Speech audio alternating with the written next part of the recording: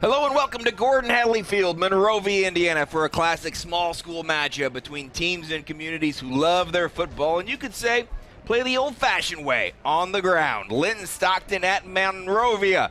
A fantastic Week 3 showdown on Endeavor Communications. I am Jeremiah Johnson, honored to be here with a name that screams out high school football. Lance Scheib, a former star player and a successful coach as well.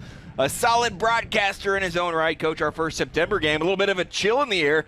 This feels like football weather. Well, I tell you what, anytime you can get to this type of weather and it kind of brings back that old school feel, it really is something that gets the fans and the players excited, just because the fact this is really what you play for and what you practice for. Sky's a little dark. We hope the rain stays off in the distance. Now, each of tonight's teams brings recent championship pedigree. The Linton Miners won the Class A title last November. The IHSA success factor moved them up to 2A. The move up will be a challenge considering the heavy losses they have suffered due to graduation. Well, I tell you what, Brian Oliver has done an incredible job at Linton, and any time that you're able to do what he's done year after year, moving up a class is not as big a deal as it would be for some schools, but Brian Oliver himself, just the character and the class that he runs, the program itself is in great hands. Monrovia also moving up a class to Class 3A thanks to their 2015 2A title and then the 2016 regional title. Kevin Hutchins' teams, they have as much talent, depth, and experience in their backfield as anyone in the state. I tell you what, Kevin does a great job here, and he doesn't rebuild, he reloads, and it's one of those things that just year in and year out, he runs the type of program that a community can rally around. I'm alluded to earlier, JJ, about the running attack, and that's one thing that we're going to see now, especially from Monrovia. Kevin believes Dick Harpold was his mentor and runs just this great running attack offensively. It should be a great night. We would like to thank Endeavor Communications, your hometown telephone provider for over 65 years, for providing popular telephone calling features. We will talk about Endeavor Communications throughout the night, but right now Endeavor Communications is presenting our players to watch. And for Linton, we will start with Keaton Cox. I tell you what, Keaton Cox is the only offensive starter from last year's state championship team. Moved from a wing back or running back to quarterback. Thus far, again, he has 156 yards rushing. He also has thrown for 132 yards a game. He is really what makes Linton go. We could reference any number of talented seniors from Monrovia, but we will go with Gabe Milton, currently the leading rusher of the Bulldogs. What a talent Gabe Milton is out of the fullback position. I tell you, good-looking kid. Watched him warm up a little bit in pregame here. 249 yards rushing. Anytime, 11.3 yards a carry. That is incredible. 3 touchdowns. Both teams want to run the football, and that definitely starts with Monrovia and Gabe Milton. Gabe Milton, 9 carries, 204 yards in last week's win against Cascade. Every once in a while, or actually every week on this broadcast, we reference X factors and someone to keep an eye on. So we started with our player to watch, Gabe Milton, but Dalton Smith is certainly an X factor and a name we will be saying quite frequently from Monrovia. I tell you what, in their state championship run, I never forget him. Second play of the game, he goes off tackle and he's gone. He is definitely the X factor. His motor and his ability and speed is something that Linton is going to definitely be having to address all game, but I love the way that Dalton carries himself, and it should be a great night for him. Your X Factor, Dalton Smith, brought to you by Endeavor Communications. Don't be tortured by technology. Call 1-800-922-6677 or visit www.weendeavor.com for all of your telecommunications and technology needs. A couple of 1-1 ball clubs, but they've played some difficult schedules to start this season. Monrovia and Linton, the 3A Monrovia Bulldogs, the 2A Linton Miners. We are looking forward to a fantastic night of high school football on Endeavor Communications. Food, shelter, fast Wi-Fi. It's all we really need. Good thing Endeavor has the fast, reliable internet it takes to power all the Wi-Fi hungry gadgets in your home. All at once. With speeds up to 10 gig, get smooth HD streaming video, gaming, music, and surfing, all with no waiting, no buffering, no kidding. Call or click weendeavor.com and upgrade to Indiana's fastest internet today. There's no cost for imagination, no charge for dreams, no limit to what we can accomplish together. It takes grit, determination, but mostly it takes you. They are your ideas, your visions. We're here to help. Early mornings, late nights, heavy loads. We are real people turning extraordinary dreams into reality. Sunbelt Rentals. Your ideas, our equipment. Again? Tortured by technology? Have no fear. Endeavor is here with Speed Geeks. Our Speed Geeks are expert technicians ready to rescue you from technology troubles. Our experts are here to get and keep your Wi-Fi running properly. We'll even make sure all of your devices stay connected. Give us a call or visit weendeavor.com to see if you're in our service area. Endeavor Communications. Technology for real people. Again? I'm going to miss the big game. Troubled by your TV provider? Endeavor is here with eTV. With Endeavor's television service, there's no need to worry about a thunderstorm or whether your satellite dish is pointed in the right direction. We also provide internet, wireless, security, and telephone services with outstanding local support. Give us a call or visit weendeavor.com to see if you're in our service area. Endeavor Communications. Technology for real people.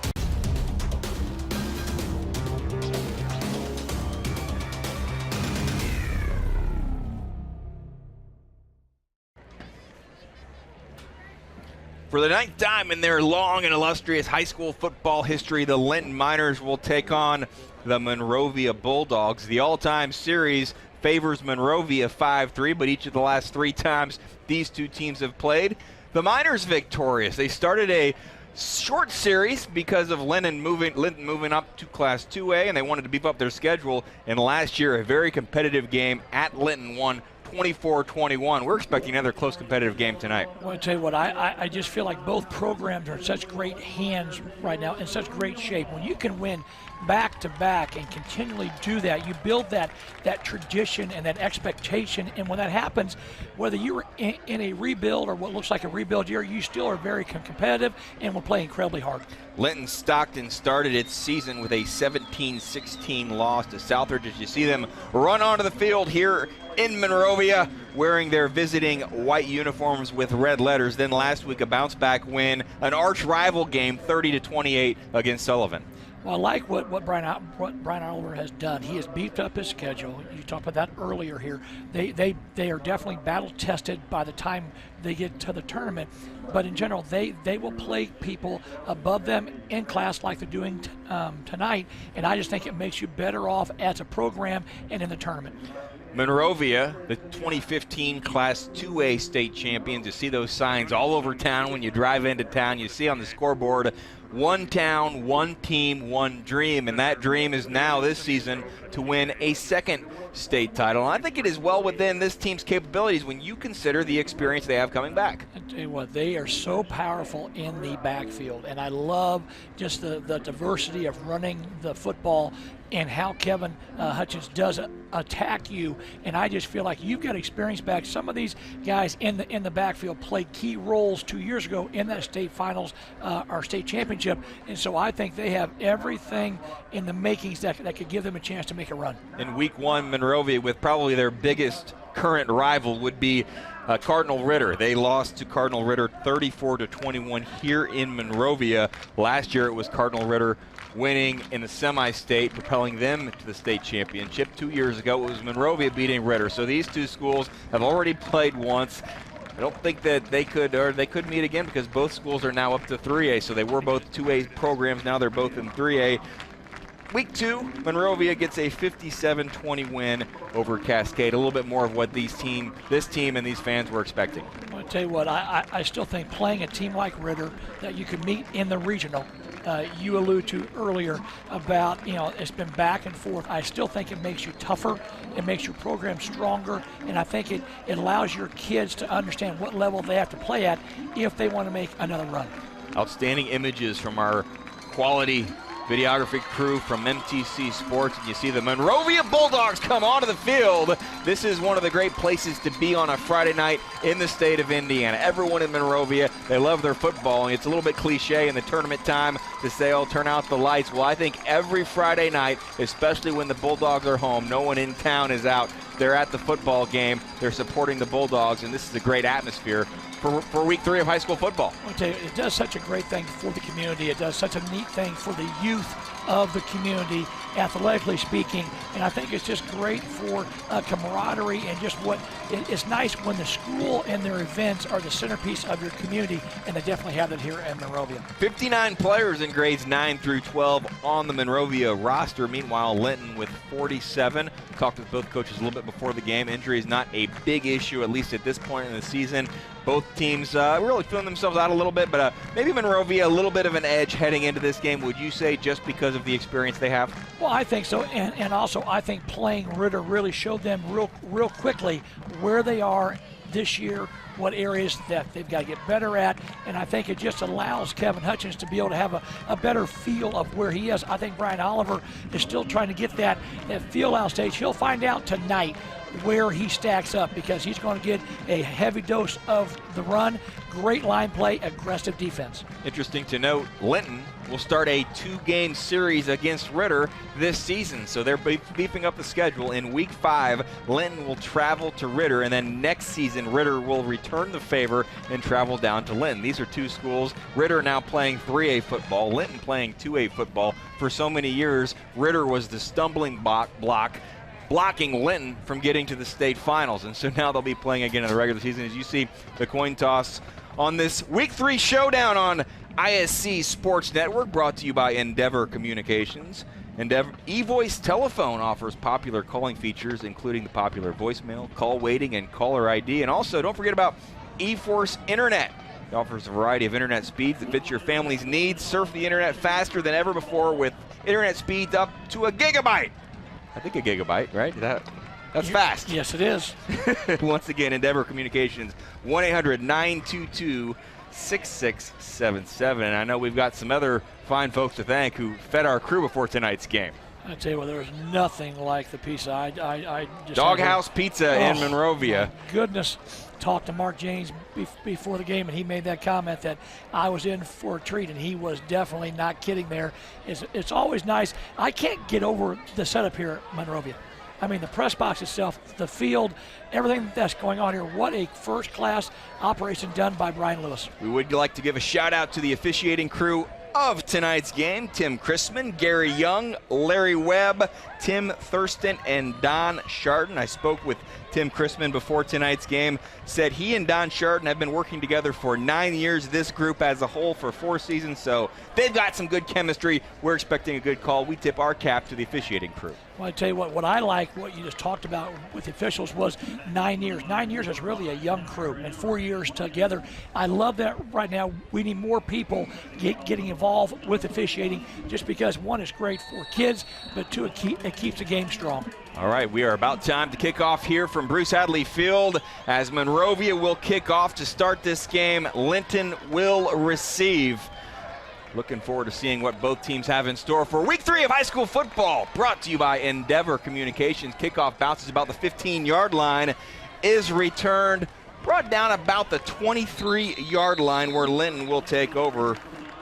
1st and 10, that was Luke Lannon recovering that kick, number 8. Luke Lannon will be in the backfield for the Linton Miners, and so trotting onto the field will be the Linton Miner offense, led by just one returning starter from a year ago, Keaton Cox. He's the quarterback. He was, of course, the wide receiver last season.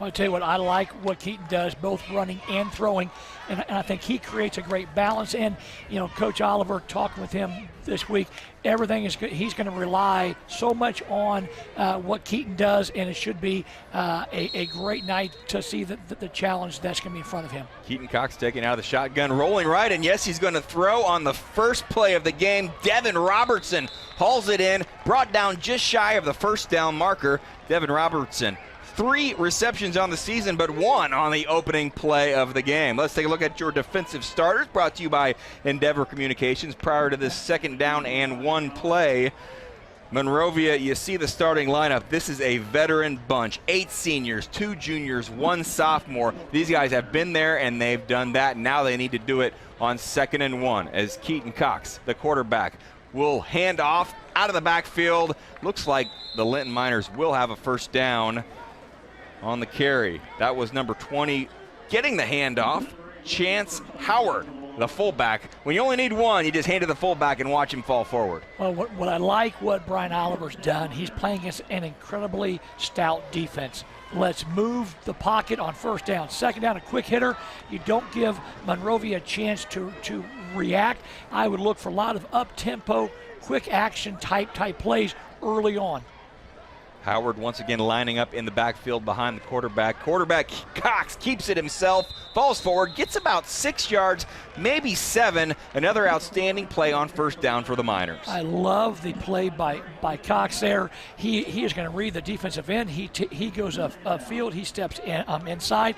It's, again, option-style football, reading a defense, never making the defense right. Calling it 2nd and 4 from the 41 of Linton as the Miners are in business on this opening possession of week 3 of high school football. Keaton Cox hands off this time to Howard, not getting anywhere, so that Monrovia defense stiffens up on the inside. Austin Cravens, number 22, key in making that second down tackle. You know, early on, Linton was really trying to hit things quick. That was more of a lasting play. Took a little time to develop, and Monrovia was able to react and make a play. Hank Jones also causing problems, causing a pile-up in there in the middle. Trying to draw the Monrovia Bulldogs off sides, but Linton now looking to the sideline for this 3rd and 4 play. Still 7 on the play clock. Quarterback Cox directing traffic just a bit. He'll keep it himself. Not sure if that's the way it went, but it will be enough for a first down. So the end result is exactly what the Linton Miners wanted as they are into Monrovia Bulldog territory. Again, misdirection, quick hitters. You're trying to make Monrovia, who is a stouter defense here, try to change direction here. Love the schematics here of what Coach Oliver's doing. Watch this here, quick fake. He freezes the defense. Now he's on the edge, puts hit the ball in his best player's hands. And the quarterback, Keaton Cox, 4 touchdowns already on this season. 5'9", 175, big shoes to fill. We will talk about last year's outstanding Linton quarterback, but Keaton Cox, last year receiver, currently doing an excellent job at the quarterback. Inside handoff to number 5, Lance Dyer. He'll pick up a couple on first down. Again, I like the way that Monrovia is what you see is what you get. They're very base defense driven, but again, they are so sound in what they do. It's really fun to watch how Coach Hutchins has a defense playing because they fly to the football, but boy, are they good inside. Cox once again will take the snap out of the shotgun with Chance Howard beside him. Nice up top, and look at number 5 go to the end zone. What a play from the Linton Miners. Lance Dyer has scored, and the Linton Miners are on the scoreboard. Well, I tell you what, again, quick hitter, outside. It really plays the game outside of the tackles, which is where Linton is very good. And again, he makes those interior guys irrelevant. Nice little bubble pass there. And again, Lance did just a great job of making a one cut here and just finishes great. It's a pass in the scorebook, but it's just as good as a running play, high percentage play, and it also gets a little bit of blocking. Linton will go for 2, as they have done all season long. Cox will roll left this time, throw it up top to number 44, and that is complete. Braden Irish hauls it in. The Linton Miners go on top 8-0 after a very successful opening drive to this game at Monrovia. I'll tell you what, again, misdirection freezes the defense here. Nice job by Cox. Great start for Linton. Couldn't have drawn up any better. Coach Oliver's got to be thrilled. Now the big test is going to be on defense here, where they're giving up a lot of yards on the ground, and that's what Monrovia wants to do. We'll take one more look at the touchdown, and as we reference that 2-point conversion, Linton has now attempted a 2-point conversion after all of their touchdowns this season, and the 2 points were really the difference. As you see the nifty move from Lance Dyer, the 2-point conversion really the difference in last week's win against Sullivan. They won 30-28. Both teams have the same number of touchdowns, but the successful 3 out of 4 attempts out of the 2-point conversions were the difference. Tell you what, statistics tell you to go for 2. Okay, that's not what conventional wisdom says, but if you look at across the board, they do all these stats now, and high school teams, you're seeing more and more of it. We're seeing it on Saturdays, and we're even seeing it on Sundays now, which I think is really interesting to see professional teams do it, but statistics say go 4-2.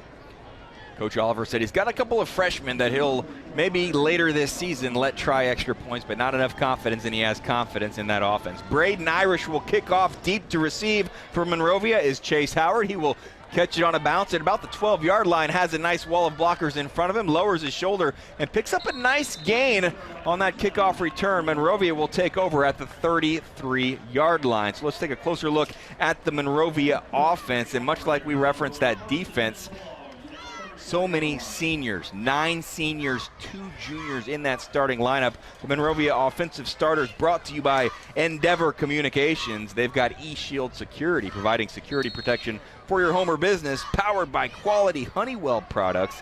Endeavor eShield helps protect your PC, tablet, or smartphone as well. 1st and 10 from the 34. Monrovia will take over, and we will see a number of talented players in the backfield. The first handoff goes to Dalton Smith, and he will go around the left side, picking up 6.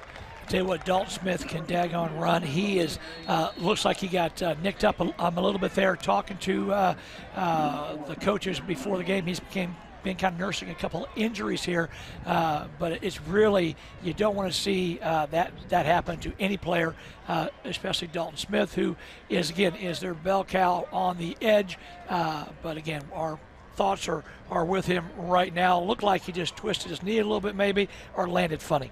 Definitely not what you'd like to see. Dalton Smith, a key member of this Monrovia Bulldogs team, the only remaining starter from the 2015 state championship team, going down and quickly clutching his leg and not getting up. So we are definitely thinking about Dalton Smith at this point. We will be back with more after this short timeout on Endeavor Communications. Irritated by your internet provider? Have no fear. Endeavor is here with eForce high-speed internet. Download speed? No problem. Download an HD movie in seconds with our remarkable gigabit speed. Endeavor not only provides the latest fiber optic technology, we're also here to help you use it. We also provide television, wireless security, and telephone services with outstanding local support. Give us a call or visit weendeavor.com to see if you're in our service area. Endeavor Communications. Technology for real people. Worried your family isn't protected at home? Have no fear. Endeavor is here with eShield Security Solutions. With Endeavor eShield Security Solutions, peace of mind comes from knowing your family and your business are safe. We also provide internet, television, wireless, and telephone services with outstanding local support. Give us a call or visit weendeavor.com to see if you're in our service area. Endeavor Communications. Technology for real people. That is 6 foot, 185-pound senior Dalton Smith, a starter on the 2015 state championship team, being helped off the field, but really unable to put much pressure on that right leg. Already 16 carries for 159 yards on this season. Last year had 20 touchdowns for Monrovia, 1,362 yards, 13.1 yards per carry. Dalton Smith, the heart and soul of this team, in a very talented backfield.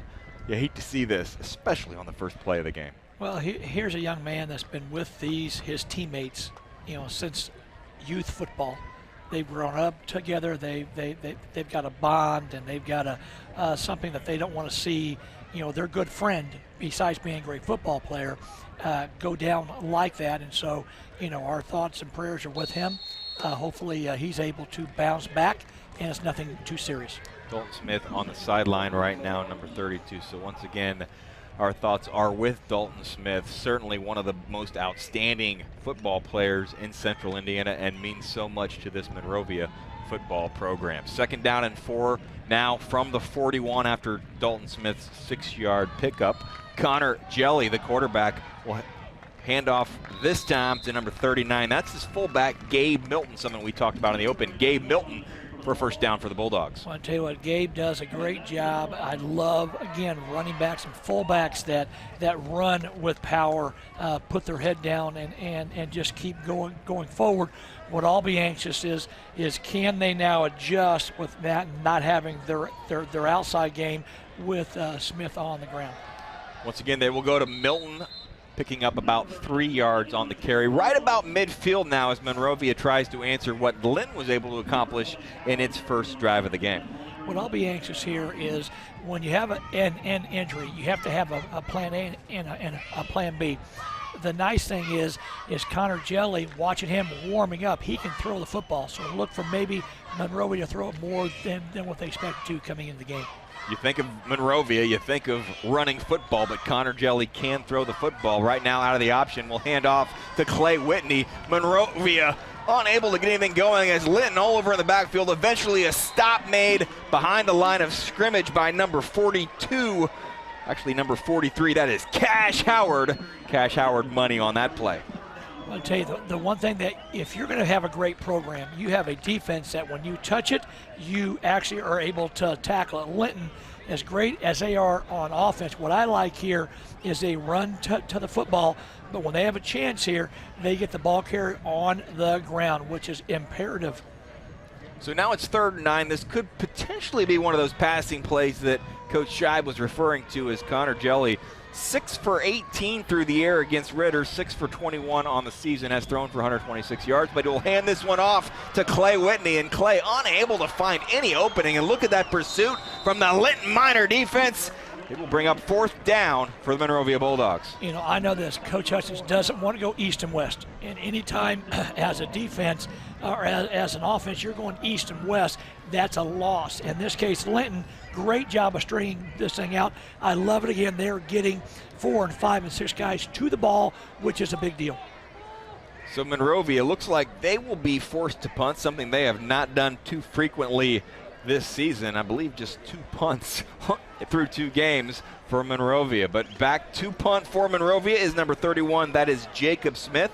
He's a junior. To return for Linton is number 4, the do-everything quarterback, Keaton Cox. Snap is good. Kick is away. Keaton Cox will pretend like he's going to catch it. Bounces around the 12-yard line. Looks like where Linton will take over. 1st and 10. So a little bit of a momentum definitely on the Linton Minor side. I think this Monrovia Bulldogs side still a little bit shell-shocked as their heart and soul, Dalton Smith, is still on the sidelines. Well, I'll tell you what, as a coach, you really need to get to your seniors and want to assure them that their teammate and friend is going to be okay. And 2, to allow your kids to understand the best thing you can do is keep playing. And I think that's what's going to have to happen for Monrovia to bounce back. Last year, Linton's offense averaged over 50 points per game, but just 1 starter returning. That is Keaton Cox, and he hands off in the backfield, but nowhere to run for Luke Lannon as the Monrovia interior defense was there to make the play. Number 65, Riley McCubbins, among the tacklers. That was just a long handoff for like a sweep play that Monrovia was there waiting. Again, Coach Oliver, the quick hitters have been incredibly successful. But again, we've got a little flag here from horse collar penalty, which Linton will gladly take. We've seen through 2 weeks of high school football so many games change due to penalties and turnovers. And when you ask coaches each and every week what their keys to victory are, normally they say take care of the football and not commit penalties. And that penalty gives Linton a 1st down. One of the things that Brian Oliver talked about in one of his keys was finish drives. And in that case, they did that on the first series. I thought more of a face mask there than I'm wondering if it was more on one of the blockers because it looked like the official that threw the flag was looking in a different direction. 1st and 10 from the 28 for Linton as Keaton Cox rolls right. Will try to show off that arm, does a little bit of a pump fake, and eventually gets maybe a yard or 2 on the play. He was looking downfield for Lance Dyer, number 5, did not see anything open, and you'd rather him throw for gain 2 yards than perhaps throw an interception. Well, what I like what Keaton Cox did there was he moved forward. He didn't try to scramble backwards and lose and make it 2nd and 15 or 2nd and 20 for a young quarterback, even though he played on last year's team. But as a senior again, it's great to see him moving forward. Dyer in motion, and he'll take the pitch going around the left side. Great pursuit by that Monrovia defense. Clay Whitney, you've seen him in the backfield. Also, so many of these guys are playing both ways. Clay Whitney with an excellent tackle. Well, what I like again is when you can set the edge, whether it's offense or defense, you've got the advantage. That time, the Monrovia defense, they set the edge, and thus there was nowhere to go for the Linton running back. And Hank Jones did a lot of the dirty work. He deserves some credit on that play as well. Hank Jones, number 64, a force on that interior of the Monrovia line. 3rd down and 9 from the 29, 4:50 on the clock here in the first quarter as Linton has an 8-0 lead. Keaton Cox will take the snap. He'll roll right, perhaps looking to throw this time towards number 8, Luke Lannon. Not finding anything, and look at him go. He breaks a number of tackles. It looked like Keaton Cox was going to be brought down about 5 yards shy of the first down marker. 2nd and 3rd effort gets him a first down. Well, I love what Keaton Cox did there. He kept his eyes downfield. He was a thrower until he had no choice but to run the football, and then what he did, he turned into a running back, and his feet never stopped. Monrovia made great contact, just did not keep their feet moving, and thus, Keaton Cox was able to make a first down. Number 25, Tyler Padgett, was right there to make the tackle. Solid hit, but was unable to wrap and bring Keaton Cox down. 1st and 10 now from the 44. Penalty flag on the play, so perhaps this one will be coming back as Lance Dyer picks up about 4, perhaps a little bit of illegal motion, which you see sometimes when you have a lot of motion in the backfield. I tell you what, they are really predicated on misdirection, and so you could have a number of things called here, and so I'll be anxious to see what the officials saw.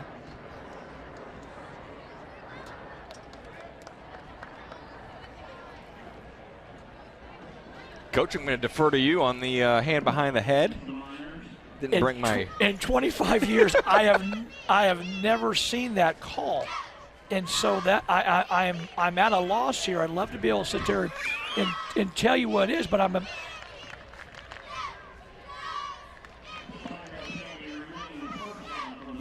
couldn't. I'm. We do know it's a 5-yard penalty. They will repeat first down. Yeah, that's a new one. I'll be anxious to see what that call was. I know block and charge and all the basketball signals, but I guess I had not seen that one. As a great play by the Monrovia defense. 2 different options is the great handoff in the misdirection. I thought Luke Landon had the ball and was brought down about 5 yards shy. Eventually, the handoff was made to, I think, number 4. Keaton Cox actually kept it. Picked up about 3. So we'll get back on track here. 2nd down and 12, 3:43 and counting in the first quarter. 2nd down and about 12 for the Linton Miners. Well, I tell you what, I really like how Brian Oliver is attacking the Monrovia defense. They are stout up the middle. He's really trying to have quick hitters or get on the perimeter. Cox will swing it out to Lance Dyer. That play worked from the other side for a touchdown earlier. Dyer picks up about 6, so it sets up a nice play. When you're on 2nd and 12, you want to get to a manageable distance on 3rd down, and Linton has done that. Well, I like what Dyer did and really what Cox did. Again, watch how they get yards after contact. This is the 2nd time again. They keep going forward. They're getting the extra 2 and 3 yards. You know, if I'm Brian Oliver, I'm thrilled. If I'm Kevin Hutchins, I'm saying run my feet on defense. One receiver at the top of the screen, that is Devin Robertson, had the game-winning touchdown reception a week ago against Sullivan. Rolling right is Keaton Cox, throwing towards Robertson, but it is intercepted by the Monrovia Bulldogs. I tell you what, we saw that coming. Great job of moving the pocket, but I tell you what, I love the instincts of the Monrovia defense here. And again, he broke on the ball here. Watch this here. And almost felt like that Cox was throwing to the Monrovia defender.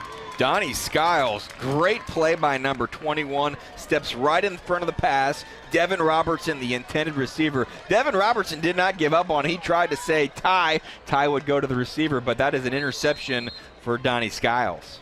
Again, I like the way that he was aggressively going after the football. Good things happen when you're aggressive. Monrovia takes over 1st and 10 from the 25, their 2nd possession of the game, and yet another handoff, this one to number 8, Clay Whitney. Great defense once again by Linton. I tell you what, I like the way Clay Whitney moves. I talked to Coach Hutchins before the game.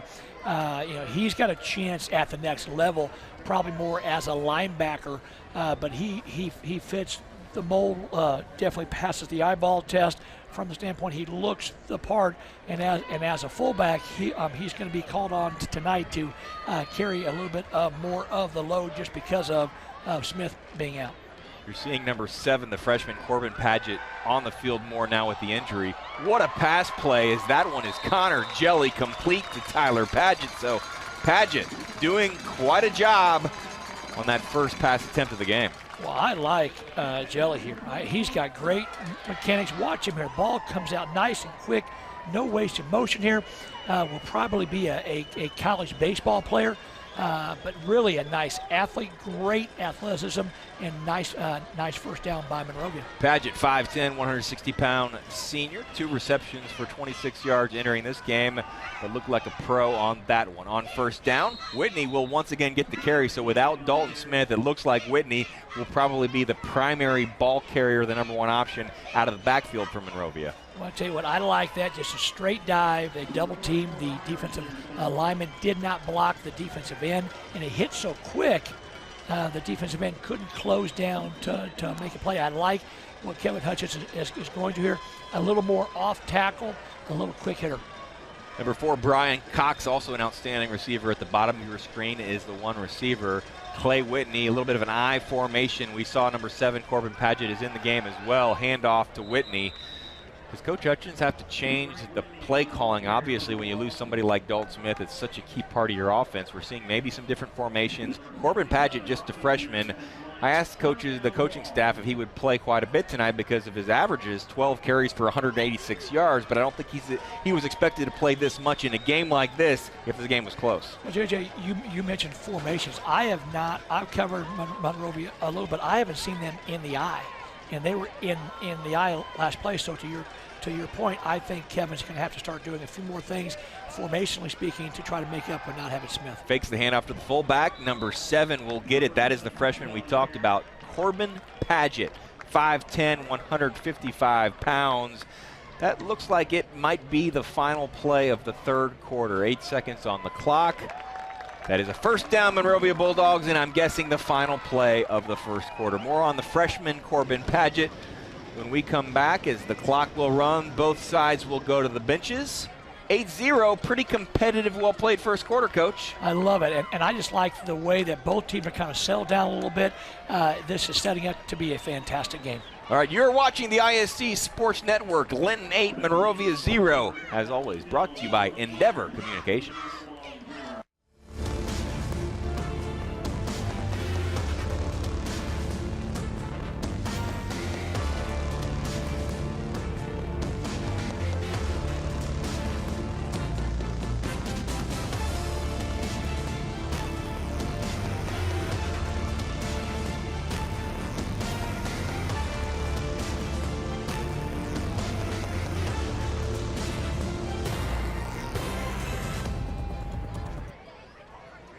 Endeavor eTech's IT services can help with all of your computer and technology needs. Available to Endeavor members and the general public, eTech offers everything from simple home printer setup, PC diagnostics, or malware removal to large-scale network development, network security, data backup storage, and disaster recovery for businesses and municipalities. Once again, Endeavor Communications, your hometown telephone provider for over 65 years. The Linton Stockton Miners last year victorious against Monrovia 24-21.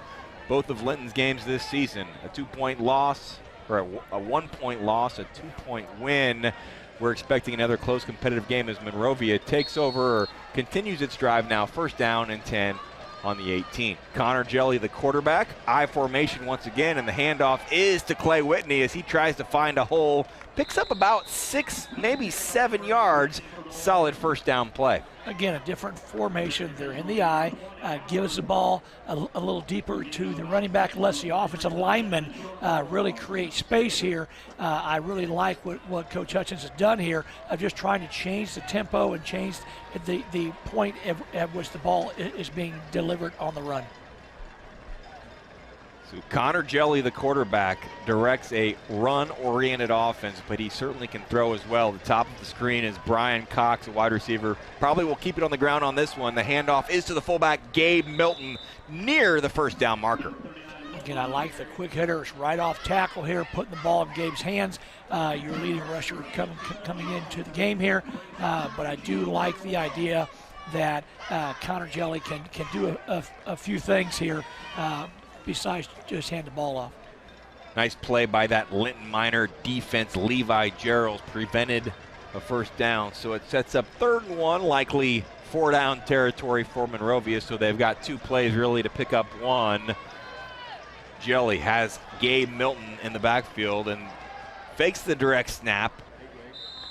Is enough for the first down. I like that play on 3rd and 1. I tell you what, I like what Kevin's done here. He has gone really to the quick hitter off tackle.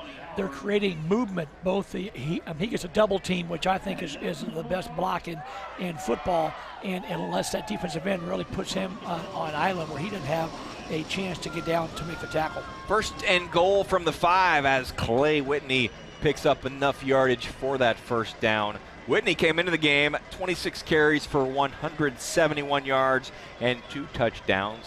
4 Monrovia Bulldogs with at least 2 touchdowns on the season through 2 games. Handoff is to Whitney once again. Does he have enough to find pay dirt? He looks like he'll be stopped at about the 4-yard line. So Whitney is definitely getting about 80% of the handoffs at this point due to the injury to Dalton Smith. Well, again, you're going to go with your senior. You're going to go with your experienced back here, in this case here. And Whitney is going to be that bell cow all night long here. He's going to rely more on his offensive lineman and not so much on the misdirection, I think, as we move forward. Whitney last year, 815 yards rushing and 13 touchdowns. He's got some size, 6'1", 215. Jelly gonna pitch it this time to the freshman Corbin Padgett. He's close to the goal line. No signal yet. Looks like he's stopped just shy at the 1-yard line. I think we're going to come back and see what you talked about earlier, a quick hitter to Whitney. And again, just doesn't allow for Linton to make the play here. I like the way that Linton's moving east and west and making Monrovia really bounce things outside. Owen Merritt, number 73, the center, runs up to the line of scrimmage. You've got Gabe Milton in the backfield along with Clay Whitney. Interesting to see. It will be handed off to Gabe Milton. And he's into the end zone for the touchdown, Monrovia Bulldogs, and they'll quickly put 2 fingers in the air. They're going for the 2-point conversion. Again, I like what Linton was trying to do there. They submarine, means they took the legs out of the offensive lineman, but that was just a fake to the fullback. Second man through, the quarterback scores it. Jelly gets the touchdown there. Great call by Kevin Hutchins. Well, great job by you, as I had the incorrect call. I thought sure Gabe Milton had it. Connor Jelly isn't as much of a running option as Keaton Cox, the Linton Minor quarterback, so I almost took it for granted that he would hand the ball off. Connor Jelly helps Monrovia get in the end zone, and this time he does hand off to Gabe Milton, and Milton gets into the end zone. So Linton scores a touchdown. They get a 2-point conversion. Monrovia says we'll have to go for 2 as well. They match, and now all tied at 8 on the scoreboard. I'll tell you, we're in a situation now that I'll be anxious to look at. I like the movement up front here. That's another reason why I like going for 2 a little bit. Once you score that defense, no matter what you say, they're a little defeated. And to get them to respond, that next play sometimes can work to your advantage if you're the offense.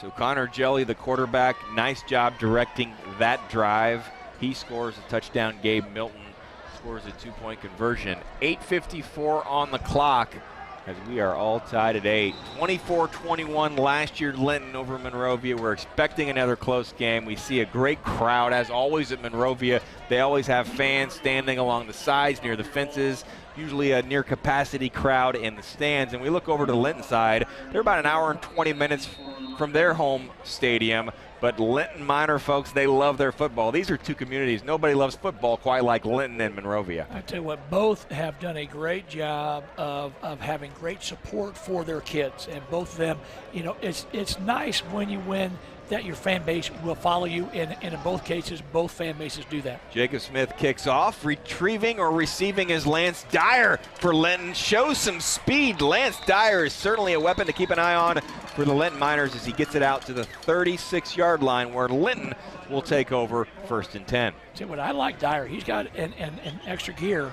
He comes up a little gimpy here, but I like him. He really has some little wiggle to him where he can actually has that availability to make people miss. He's going to be a big factor as this game goes on. Lance Dyer showed that extra gear in the first quarter, scoring on a touchdown reception on a swing pass from Keaton Cox. Cox back in under center with Chance Howard behind him in the backfield. He'll keep this one, lunge forward for a couple of yards. So I referenced that Connor Jelly maybe not the running option that Keaton Cox is. When you look at the stats and you look at what Keaton Cox does, he is such an integral part because he is able to throw the football, but he is the primary ball carrier as well. Well, I'll tell you what, I really like what Brian Oliver's doing with Keaton Cox. He is putting the offense in the quarterback's hands of just reading that defensive lineman there.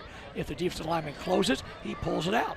In that case there, they were able not to get a hat on number 8 there, Whitney, and he's able to make a play. That play did not get started. Number 22 for the Monrovia Bulldogs, Austin Cravens into the backfield. He certainly sniffed that one out. It looked like Cox was waiting for someone to run through the line to get through so he could keep it, and it was just slow developing.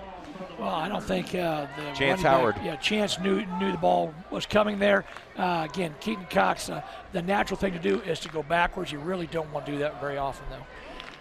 All tied at 8, midway through, or not quite to the midway point, but clock is ticking in the second quarter. This is a fast-moving game. Neither team really likes to throw the football. We're not seeing a lot of huddling, but we're also seeing not a fast-paced offense. 5 on the play clock as Linton snaps here. Keaton Cox rolling right, throwing, finding Luke Lannon out of the backfield. Luke Lannon right near the first down marker. Nice play on 3rd and 17.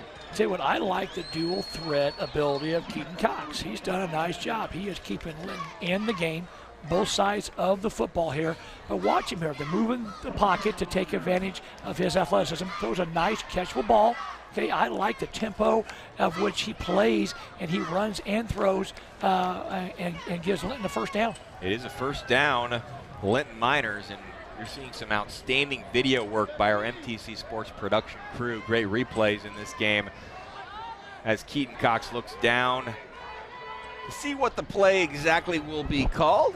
He's going to keep this one, try to pick up some yardage on first down, tries to get near midfield, but the Monrovia Bulldog defense says not tonight. See, what I really like the way in general the Monrovia linebackers and defensive ends really do a nice job of changing direction here. And in that case there, Keaton Cox just couldn't get away from the pursuit of the Monrovia defense. Keaton Cox, as you see the replay of the outstanding Monrovia defense there. In last year's Class 1A state championship game, Keaton Cox was primarily a receiver. Had 9 rushes for 74 yards. He was a key part of that offense, but he's the only one back. How crazy is it that they have so much success with such a young team as Keaton Cox with the spin move? More on that in a minute as Keaton Cox is off to the races. 15-10, touchdown, Linton Miners. I tell you what, I am more and more impressed with Keaton Cox. But I'm really not, I should not be surprised based on what Brian Oliver does. There's a reason why he wins every year. I love the schematics that he's attacking. You know, again, yards after contact. Watch this. He's hit, spins, feet keep moving, and then he uses his athleticism and just outruns the back end of the Monrovia defense. Sometimes when you're moving around like that, the defensive players can run into each other, and that looks like what happened to number 15, Carson Shelton, as he is down near midfield. As we saw on the replay, it looked like he was actually hit low by one of his own teammates who was trying to somehow change direction and be able to bring Keaton Cox down. So this could be the second potentially devastating injury of the game for Monrovia. Down once again, number 15, Carson Shelton. He's a senior linebacker, 5'10", 200 pounds, entered the game with 13 tackles, 7 solo, 6 assists, is up quickly. And there you see number 15, and looks like number 8, Clay Whitney, was on the ground, and sometimes those plays are just unavoidable. Well, I tell you what, as a coach, you don't ever want to see your players go down. That's probably one of the hardest things through my 25 years that really bothered me. It still does. You got kids that work so hard. You want them to have an opportunity to play in every game, especially as they are seniors. is able to go off the field under his own power. Linton with the touchdown, and now, of course, they will go for 2 points. They will probably go for 2 points this entire game. When you've got a quarterback like Keaton Cox, why not? Although the ball looks like it's on the ground, I don't think that was the old planned fumble rooski. I think that was a mistake, and conversion is denied. So perhaps a win for Monrovia, and it's 6 instead of 8. 14-6 Linton, 14-8 Linton with the lead. Well, I tell you what, the ball just kind of just ricocheted off of Cox's hands there. It almost was like he wasn't ready for the ball as it comes out here, but he just drops it. And, you know, it happens. It's one of those things, again, you know, if you're Monrovia, as you made a great point, it really is kind of a moral victory there for them, just because, again, it's really hard to respond on a 2-point play after you've just given up a touchdown. Once again, no confidence, at least at this point in the season, in the kicker for Linton. Last week against Sullivan, they were 3 for 4 on 2-point conversions, and they won that game 30-28. And they actually had a fumble a little bit similar to that to win the game. Under 10 seconds to play, or under 20 seconds to play at the 2-yard line. Sullivan had the ball, and there was a fumble in the backfield. Linton recovers, and that is how Linton won that game against arch rival Sullivan. Interesting to note, there was a lot of talk about that being the 100th game in the series between Linton and Sullivan. Talking with some folks from Linton, apparently there's maybe been a couple extra games uncovered, so maybe that was the 102nd game. Either way, Linton and Sullivan arch rivals, and last week Linton won it 30-28. Monrovia returning the kick now, number 7 a name, and number we have called a couple times, Corbin Paget, the freshman. He's the primary deep returner for kickoffs for Monrovia, and he'll also get extra work in the backfield as long as Dalton Smith is out.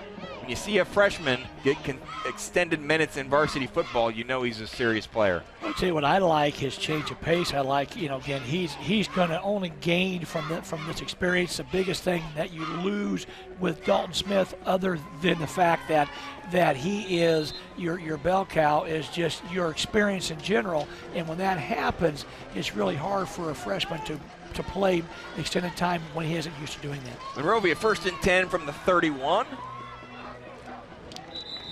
There's Paget picking up about 5 yards on the carry. So the Linton Minor defense, we take a closer look. 6 seniors, 1 junior, 4 sophomores in 2 games, giving up 22.5 points per game. They have 10 quarterback hurries, picked off a couple of passes. You see Endeavor Communications bringing us the Linton starting defense. Connor Jelly calmly steps under center. Hands off to the fullback, Gabe Milton, on 2nd and 5, and Milton will be to the first down marker. Looks like he'll pick up 5, and Monrovia will get a first down. I'll tell you what, I like the quick hitter. I thought it was a face mask a little bit there. But again, I like the way that they're attacking Linton quickly. Watch his head turn anytime that happens. That is a face mask. But it's one of those things. I like the different changes of angles of running the football that Kevin Hutchins is doing here. When I spoke with Brian Oliver before tonight's game about that talented Monrovia backfield, he actually referenced the fullback Gabe Milton, said that fullback is pretty impressive. Although he probably could have been referencing Dalton Smith, because maybe at times he looks a little bit like a fullback as well. But Gabe Milton is someone, you run an offense like this, you have to have a fullback like Gabe Milton. Well, I tell you what, going back to what Kevin Hutchins has learned with this offense from Dick Harpold, that is where it all starts. It starts in the belly of the fullback. And when Kevin Hutchins has had his great offenses, and he's had many of them, he has had a great fullback, and that's where it starts again with this offense and Gabe Milton. So much running. I'm looking forward to seeing if we will see Connor Jelly put it in the air even more. That time, the second man through was Clay Whitney. Great execution. You'll pick up 4 or 5 yards every play. You'll move down the field. That's Monrovia Bulldog football. I'll tell you what, it starts up front. I love the way that Monrovia gets off the line of scrimmage. And anytime that line of scrimmage moves, watch this here. See how that line of scrimmage is moving in the positive direction, which now means Linton has got to start moving their front a little bit, probably start angling a little bit more, because right now, man for man, Monrovia is winning. 3rd and 6 near midfield, just under 4 minutes to play. Whitney, similar play to what we just saw on 2nd and 10. unable to get the 5 yards. Looked like he's going to be about 2, maybe 3 yards shy of the full first down. Interesting dilemma here for Coach Hutchins. You've got Keaton Cox, the quarterback, making a great tackle, open field tackle. He didn't make that tackle. It's not just a first down. It might be a touchdown, so great job. Again, you've got 8 players on Monrovia, and I think you got 9 on Linton that go both ways, so love to see this great style of football. 4th down and 2 for Monrovia at the Linton minor 49-yard line. Handoff to Whitney, and he runs with a full head of steam, gets to the 45-yard line. Again, I like it. It's in the eye. Gabe the ball a little deeper. Allow your offensive lineman to lock on a little bit longer here. And again, the size of Whitney is just too much right now for Linton. Running over that left side, Hank Jones, number 64, is your left guard. Left tackle, Riley McCubbins. Your center, Owen Merritt. Monrovia now has the ball 1st and 10 from the 45, and what they hope is maybe one of the final possessions of the first half. Pass to the top of your screen to Brian Cox. 4 receptions for 107 yards already this season. You see number 4, Brian Cox, brought down. He'll jog off the field. Brian Cox and Tyler Padgett, you'll see them almost every other play because the receivers are how the coaching staff signals and brings actually the plays into the quarterback. Even though the play didn't gain much yards, and maybe even probably a yard and a half, maybe, it still makes Linton aware of they can throw the football. It makes them, they can't just stop the run.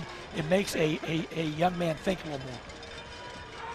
Underneath handoff to the freshman Corbin Padgett. He's looking for some running room, picks up a couple, so it will be 3rd down. Clock ticking now, under 2 minutes to play here in the first half. That's Coach Brian Oliver.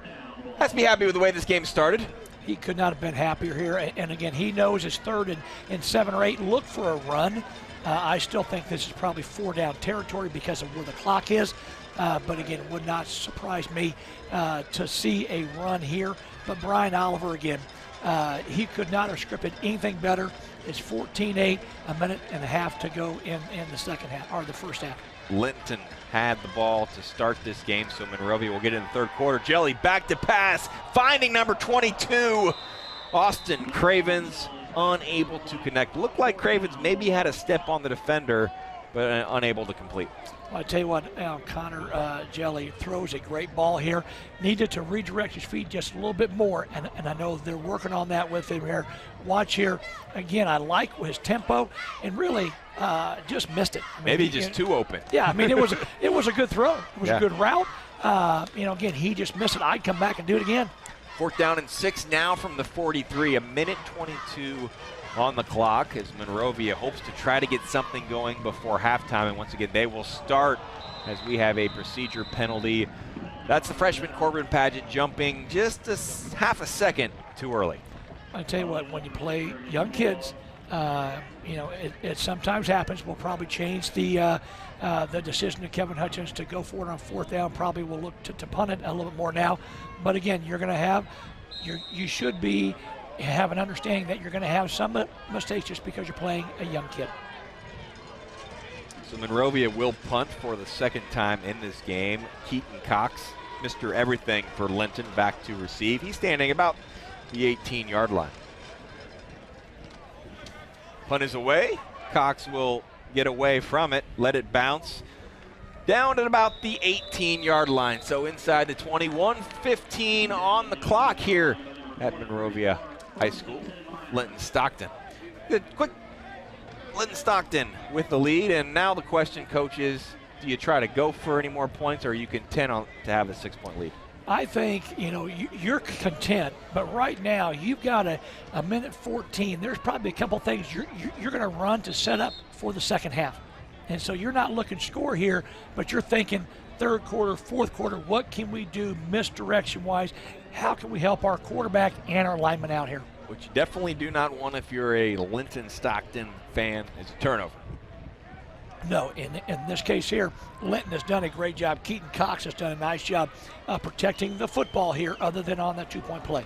Cox rolls left, throws, and it is very nearly intercepted as number 4, Brian Cox, had a play on that one. If he hauls it in cleanly, he could have perhaps gone the other way. Perhaps Coach Oliver saying, let's just keep it on the ground after this one. A little so surprised, not because he's throwing it, just because he threw the ball late. And I think that Coach Oliver will probably make Monrovia use their timeouts and try to get out of this with just another couple plays and maybe a punt. You see on the screen, neither team has called a timeout, so they both have 3. I'm guessing they will not all get used in this one as Keaton Cox keeps it, and he is running up the middle, very nearly got to the first down marker. Looks like it'll be just shy by about a yard. Keaton Cox picks up 8. I'll tell you what, I like the play call. Put the ball in your best player's hand, your leader, and have him protect the football, and now make this a 3rd and less than 1 for a first down. Right. Timeout on the field. Looks like the officials say they need to look at it. Now they've changed their mind. You don't see that very often. The offense is on the field or at the line ready to snap it, and they say, oh, it is a first down. I tell you what, but I give the officials credit. They saw that it was close enough. The white hat is going to take control of the game and give Linton's a first down. Tim Chrisman leading this crew. Cox keeps it himself. And I'm thinking maybe Coach Oliver, if the play clock can start prior to this one, might be content to just run off the field at this point. We shall see. 30 seconds. Clock is running. 2nd down and 8. I like the idea of just be happy. It's 14-8. You're in a great spot, and things are not great right now from Monrovia. They got a couple kids nicked up. If you're Brian Oliver, get to half up 14-8. That was Lance Dyer taking the handoff underneath, and now the clock will run out. Linton Stockton with a 14-8 lead against Monrovia tonight at Gordon Hadley Field. You're watching Endeavor Communications and the ISC Sports Network. Enjoy the freedom of independent living with Endeavor's medical alert system. Contact emergency help or a loved one directly through the water-resistant two-way voice pendant. It's as easy as pressing a button to call for help in and around your home. The medical alert system is easy to use and connects directly to your landline telephone. Call 1-800-922-6677 or go to our website at weendeavor.com for more details. Endeavor Communications, we help protect what you cherish most.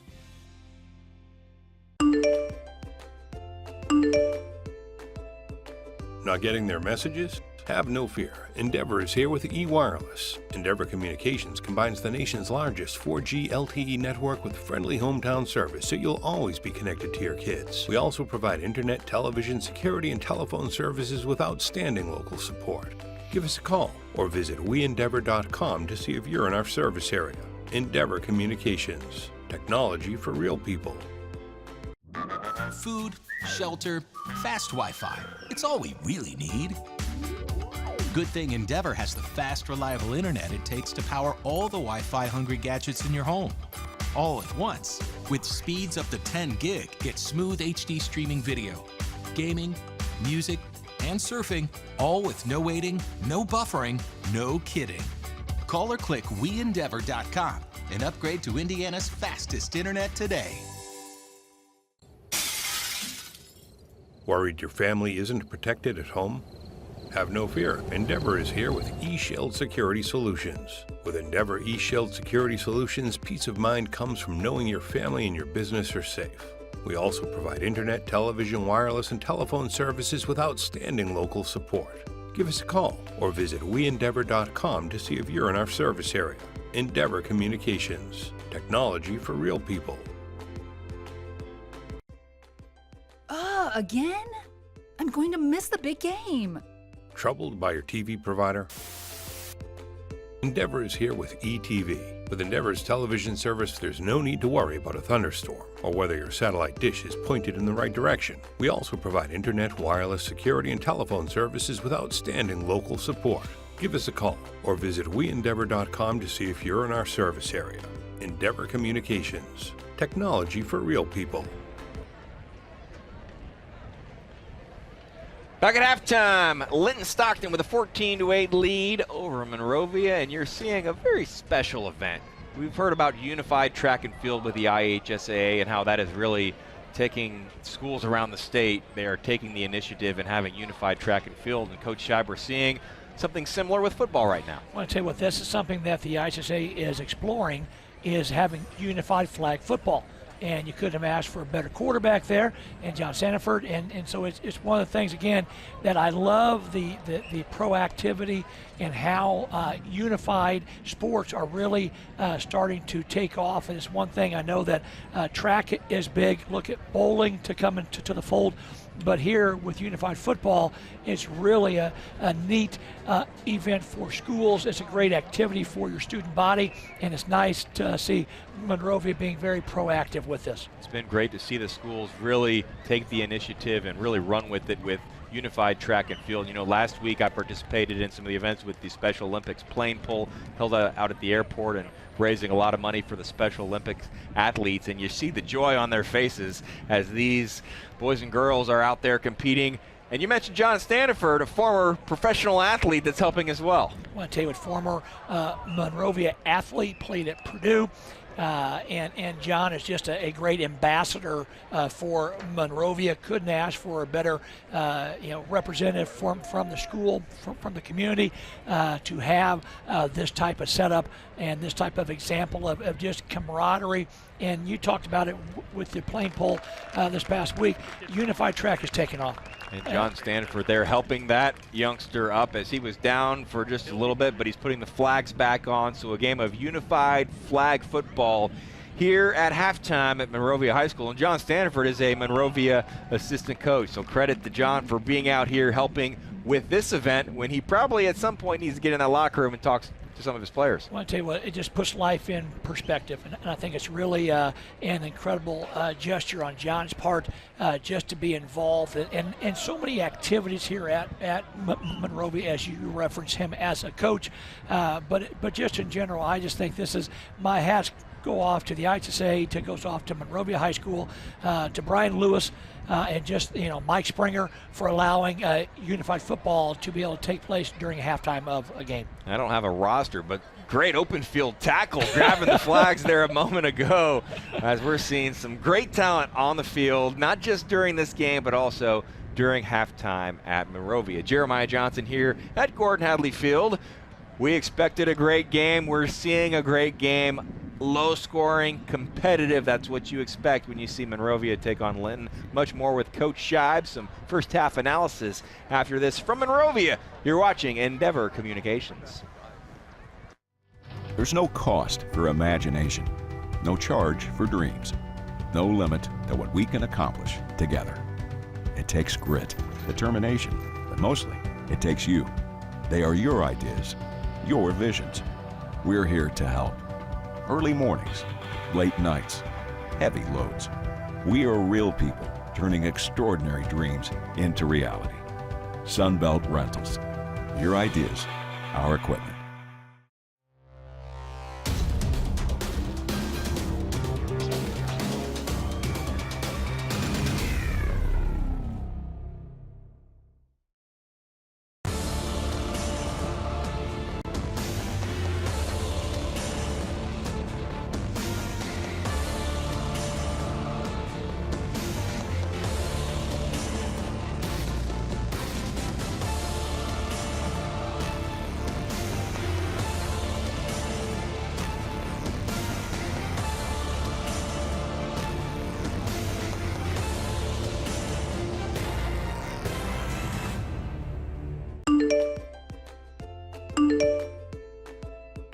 Not getting their messages? Have no fear. Endeavor is here with eWireless. Endeavor Communications combines the nation's largest 4G LTE network with friendly hometown service, so you'll always be connected to your kids. We also provide internet, television, security, and telephone services with outstanding local support. Give us a call or visit weendeavor.com to see if you're in our service area. Endeavor Communications. Technology for real people. Today's game is brought to you by Endeavor Communications. Endeavor brings you the very best telephone, internet, television, security, IT services, medical alert technology, and now wireless service. Visit www.weendeavor.com today to find out more. 1-800-922-6677. And we certainly thank Endeavor Communications for allowing us to be here for an outstanding matchup between Class 2A Linton Stockton and Class 3A Monrovia, currently 14-8 in Bulldog Country.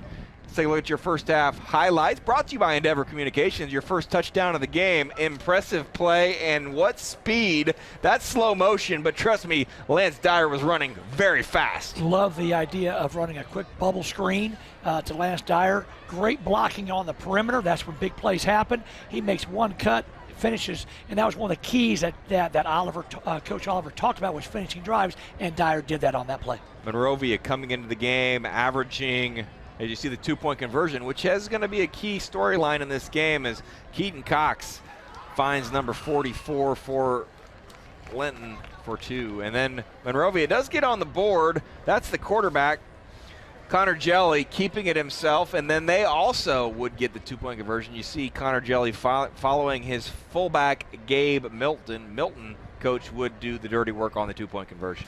I'll tell you what I like, again, just the approach that Kevin Hutchins has. Gabe does a great job of running north-south, ties the game up at that point 8-8. And then the quarterback, Keaton Cox, maybe with the play of the first half, probably should have been a 5-yard gain, does the spin move and then finds a seam, switches to his right hand, and he's off to the races. Keaton Cox giving Linton the halftime lead. Again, I love it. Coach Oliver wants his team to finish drives. They have done that twice. Weren't able to connect on the two-point play, but Cox just runs away from the secondary of Monrovia. Just to impress, again, how Keaton has played on defense, throwing the ball, and running the football.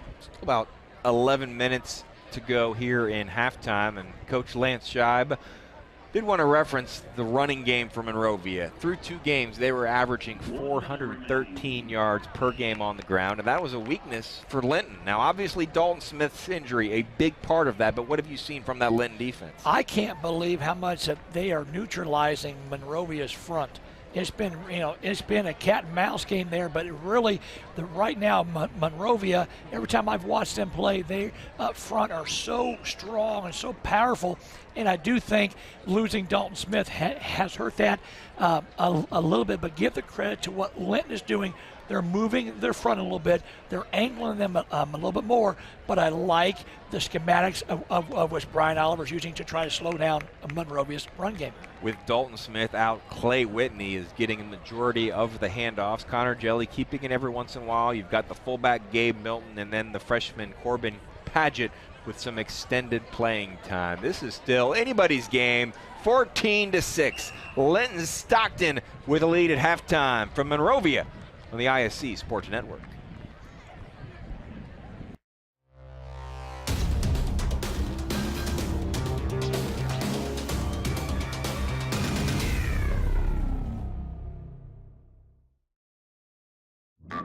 Food, shelter, fast Wi-Fi. It's all we really need. Good thing Endeavor has the fast, reliable internet it takes to power all the Wi-Fi hungry gadgets in your home. All at once. With speeds up to 10 gig, get smooth HD streaming video, gaming, music, and surfing, all with no waiting, no buffering, no kidding.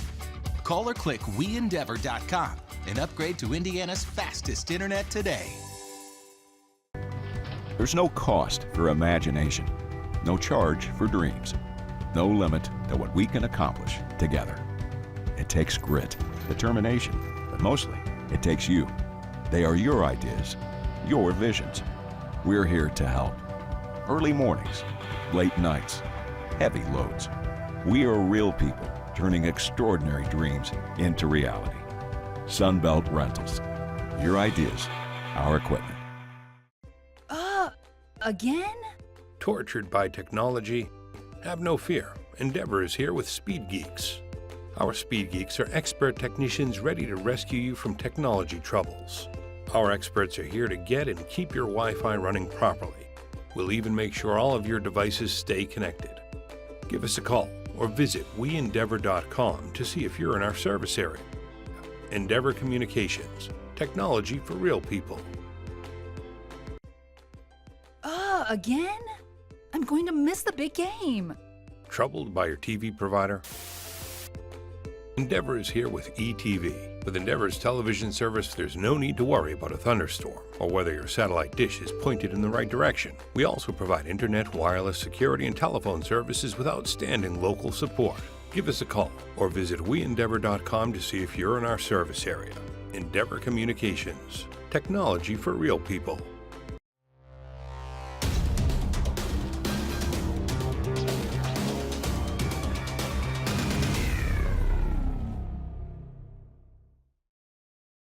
Irritated by your internet provider?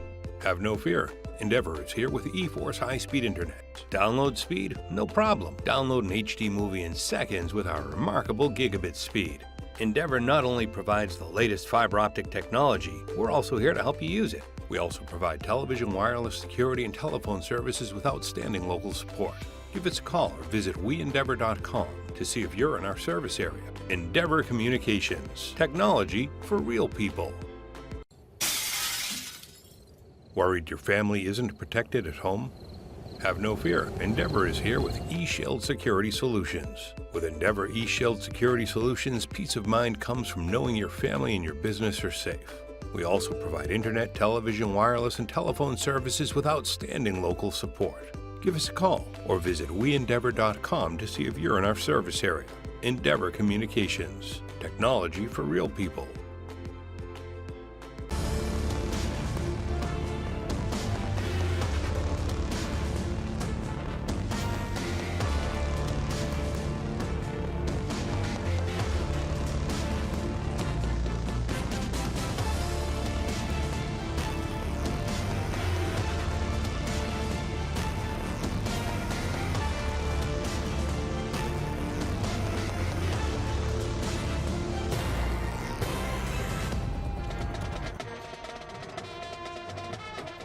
Halftime from Monrovia. Linton Stockton with a 14-8 lead over the host Bulldogs. A couple of 1-1 ball clubs, teams that have played some very difficult schedules in the early going, but 2-1 sounds much better than 1-2, and Linton Stockton has the upper hand at this point. Week 3 of the high school football season. Jeremiah Johnson alongside Lance Scheib. And Lance, we were checking the Twitter, checking some scores, so let's go around the state. Some scores we have at this time. Fishers with a 19-0 lead over Noblesville. Westfield and Zionsville, second quarter, currently game tied at 7. Danville with a 20-6 lead over Lebanon. Columbus North up 20-0 on Bloomington North. We've got West Lafayette just recently went ahead of Western 7-6. Lawrence North 14-7 over Lawrence Central. And one of the biggest games of the night, maybe of the season, Center Grove, a 17-10 lead over Carmel. Coach, your thoughts on some of those scores? Well, I tell you what, I just it is great that we've seen such competitive games. The Carmel Center Grove game is definitely intriguing. The Larry North and Larry Central is a big one there, as both of those programs 14-7. LN's winning. Kind of surprised with the Danville Lebanon score. Thought that after seeing Danville last week and seeing Lebanon beat Zionsville, thought that would be a little more in the favor of the Tigers. But again, I think we're seeing some great football play throughout our state, and it's just a great night for it. And many of our viewers in the Lafayette area interested in some of these scores. McCutcheon with a 10-7 lead over Lafayette Jeff. Also, West Lafayette Harrison 14, Logansport 0. So Harrison with a 14-0 lead over the Berries. Week 1, we saw Lafayette Jeff defeat Lafayette Central Catholic in that long-awaited game. You see Lafayette Central Catholic, this is a team for many years Linton was probably trying to get a chance to face, or even lost to them in that one state championship game appearance. Lafayette Central Catholic still a Class 1A program, but Linton Stockton moves up to 2A due to the success factor. I'll tell you what, I really like the success factor. I think it's very it's something that's good for sports. I think it's good for football. It definitely rewards the programs that do well. I think the next big thing that we see coming here, the coaches are really looking at wanting to seed the tournament. Because right now, whether you're 0-9 or 9-0, it really doesn't hurt you or help you. And so that's one of the big things that the Coaches Association has been talking about is, can we seed each tournament, do it by the SAGR or have another formula? But I do like and feel like that's something that's going to definitely happen in the future. Once again, both of these two teams you are watching tonight have moved up a class for this upcoming postseason due to the IHSAA success factor. They add up the points in 2 consecutive postseason runs, and the number is 6. You get 4 for winning a state championship, 1 for a sectional, 2 for a regional, 3 for a semi-state. Both Linton, Stockton, and Monrovia in the last 2 seasons had a state championship and had a regional championship. So they have the 6 points. That means they each move up. Linton, Stockton, it's maybe you could say they're one of the schools, is it really meant for them because they had such an outstanding senior class. They graduate all those seniors. It will be tough for them in 2A, but nobody from Linton Stockton is backing down from a challenge. You will not hear Brian Oliver complaining about this. No, and if there's one thing that the coaches have kind of asked the ICA to look at is, why not do a 4-year plan? Because 2 years, you get 1 or 2 good classes and you can win a state championship or have a lot of success. And is that really fair to the next classes coming in? And so that's the one thing that may be adjusted and may not be adjusted. I just know there was such an uproar and cry about how can we reward programs. I think is pretty fair right now. Players starting to arrive back onto the field. Halftime in Monrovia. We'll take one final timeout before third quarter action resumes. You are watching the ISC Sports Network. Enjoy the freedom of independent living with Endeavor's medical alert system. Contact emergency help or a loved one directly through the water-resistant 2-way voice pendant. It's as easy as pressing a button to call for help in and around your home. The medical alert system is easy to use and connects directly to your landline telephone. Call 1-800-922-6677 or go to our website at weendeavor.com for more details. Endeavor Communications, we help protect what you cherish most.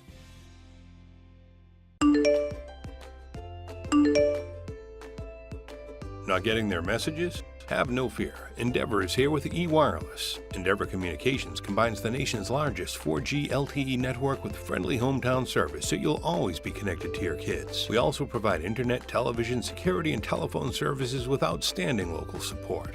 Give us a call or visit weendeavor.com to see if you're in our service area. Endeavor Communications. Technology for real people. Food, shelter, fast Wi-Fi. It's all we really need. Good thing Endeavor has the fast, reliable internet it takes to power all the Wi-Fi hungry gadgets in your home.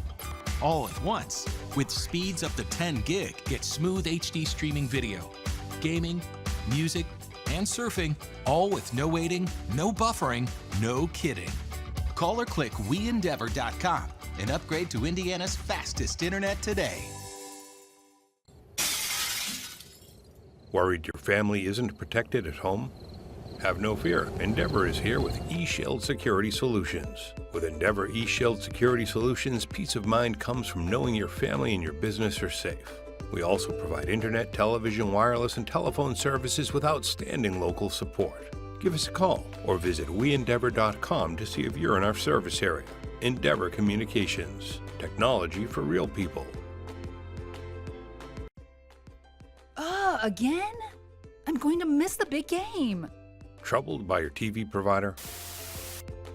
Endeavor is here with eTV. With Endeavor's television service, there's no need to worry about a thunderstorm or whether your satellite dish is pointed in the right direction. We also provide internet, wireless, security, and telephone services with outstanding local support. Give us a call or visit weendeavor.com to see if you're in our service area. Endeavor Communications. Technology for real people. There's no cost for imagination, no charge for dreams, no limit to what we can accomplish together. It takes grit, determination, but mostly it takes you. They are your ideas, your visions. We're here to help. Early mornings, late nights, heavy loads. We are real people turning extraordinary dreams into reality. Sunbelt Rentals. Your ideas, our equipment.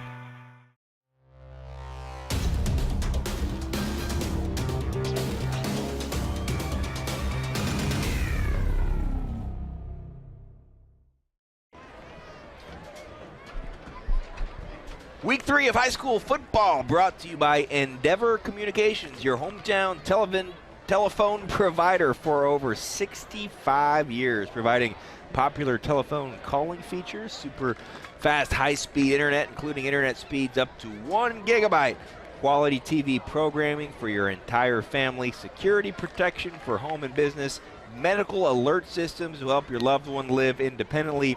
IT services provides everything from home PC diagnostics and repair to large-scale networking solutions for businesses and municipalities. Don't be tortured by technology. Call 1-800-922-6677 or visit Endeavor, www.weendeavor.com for all of your telecommunications and technology needs. As you're seeing some of the sights and sounds from halftime here at Monrovia High School, Gordon Hadley Field, just a picture-perfect night for high school football. I'm Jeremiah Johnson alongside longtime player and coach in this state, Lance Scheib. And Lance, it's always fun to head out to the game on the Friday night.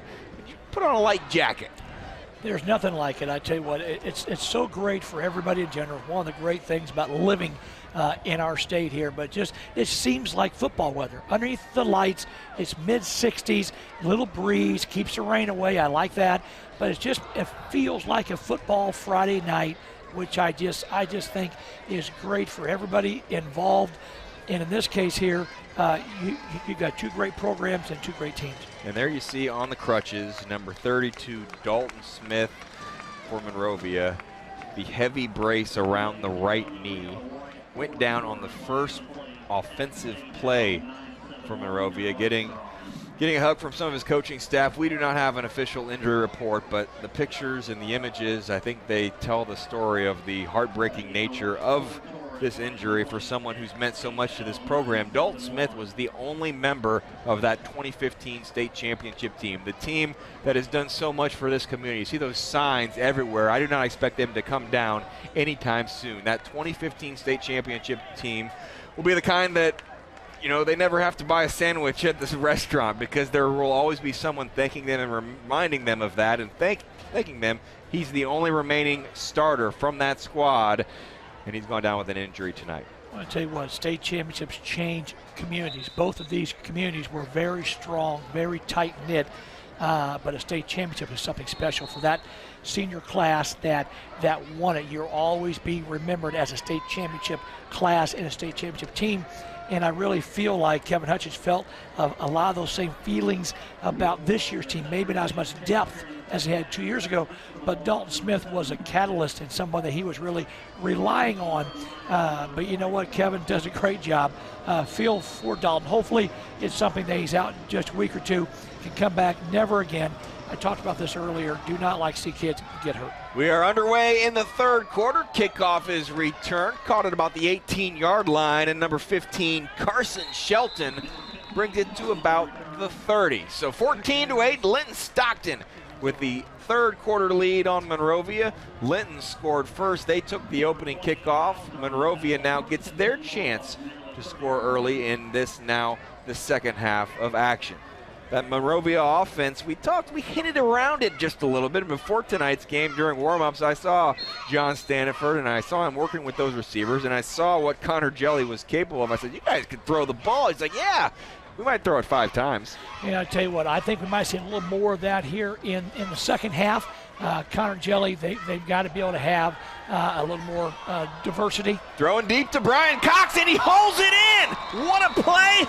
And we did not know that was coming, but that looked like the first play of the first quarter against Cardinal Ritter in week 1 when Brian Cox went up and made a play. When you see a pass like that and a catch like that, you might say maybe more of that to come. Well, I tell you what, I like Jelly's feet. I like how he gets the ball out of his hands. Great play going up and getting the football. But again, it just really makes Linton not so much they have to worry not just about the run, but I think we can see a little more of that with Connor Jelly as we move forward. 1st and 10 now from the 35. Brian Cox goes out. Tyler Padgett comes in, but this one will stay on the ground. Fullback Gabe Milton, likely the ball carrier, as he is brought down by a host of Linton Stockton defenders. And so as we referenced in the first half, you'll see Tyler Padgett, number 25, and number 4, Brian Cox, basically rotate in and out most plays, although right now they are both on the sidelines. So Corbin Padgett is in, and number 23 for Monrovia gets a chance, Austin Clark, at the bottom of your screen. 2nd down and 8 from the 34. Connor Jelly under center.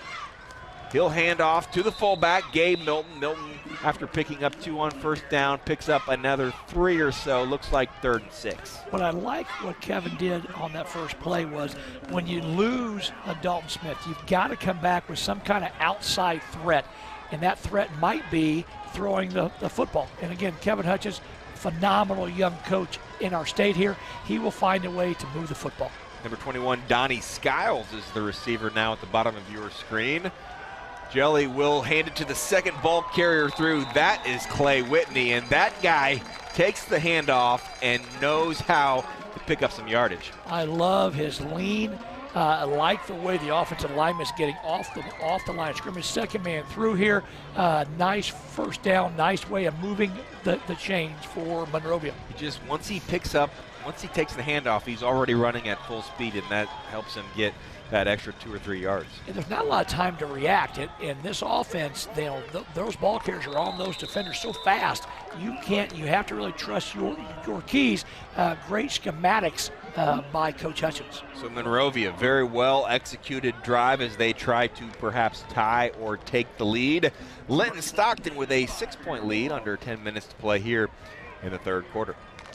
Again, I'll be anxious to see what Brian Oliver does here. You know, you've got back-to-back first downs here. Looks like they're having more guys on the line of scrimmage here have to some kind of answer. The fullback, Milton, takes the handoff, maybe picks up 1. That was 2nd and 4, so it'll be short yardage. Probably, once again, 4-down territory for Monrovia. Now, we referenced the passing, and as a former quarterback, I'm always thinking about passing, but you have to understand this is Monrovia. Monrovia football is running the football, 413 yards per game through 2 weeks. They've averaged 70 yards per game passing, so they have shown they can pass maybe more than Monrovia teams of the past. Big 3rd down and 3 from the 14 as Jelly is under center. He'll fake the handoff to the fullback and hand it off to Corbin Padgett, who will find the end zone. Number 7, the freshman, scores the touchdown, and we're all tied at 14. I love the play call again. I love the idea that you put trust in your young freshman. I like the idea that your inside-out game works now here. I think you've been able to, again, everybody's inside. Now the athleticism, the speed gets to the corner. Great play call, great change of pace by Coach Hutchins. And now tied, Monrovia can attempt the point after kick, and it is through the uprights and good. Jacob Smith gives Monrovia a 1-point lead, 15-14. 8:51 on the clock as you see some words of encouragement for the young freshman, Corbin Padgett, tied the game for Monrovia, and the Bulldogs now have a 1-point lead. I love the answer by Monrovia. I'm always curious about where momentum was at the end of the first half, now where it starts. Again, watch Corbin here. He is on the edge here. I just like the way that Monrovia has answered, being down at halftime, didn't flinch. Great drive to start the 2nd half. 15-14. 1 possession in the books here in the 2nd half is that Monrovia offense. The starters, 9 seniors, 2 juniors. So we could talk about Dalton Smith, and that's in your starting 11. We can talk about Dalton Smith being gone and how you replace him, but you've got senior leadership all over the field that there is someone there to pick up the slack. Well, that was a big confidence boost for the Monrovia team to come out of halftime and be able to do that and know that, as you allude to, JJ, great point. They have a great senior class, a great nucleus of kids that had a lot of success last year. and have a lot of pride in what they're doing. Yes, they are upset and concerned about their fallen teammate, but they're going to fight on, and you saw that in the first drive. And Dalton Smith was the starter from that 2015 championship team, but these seniors were sophomores. They were around. They know what it's like to be a champion.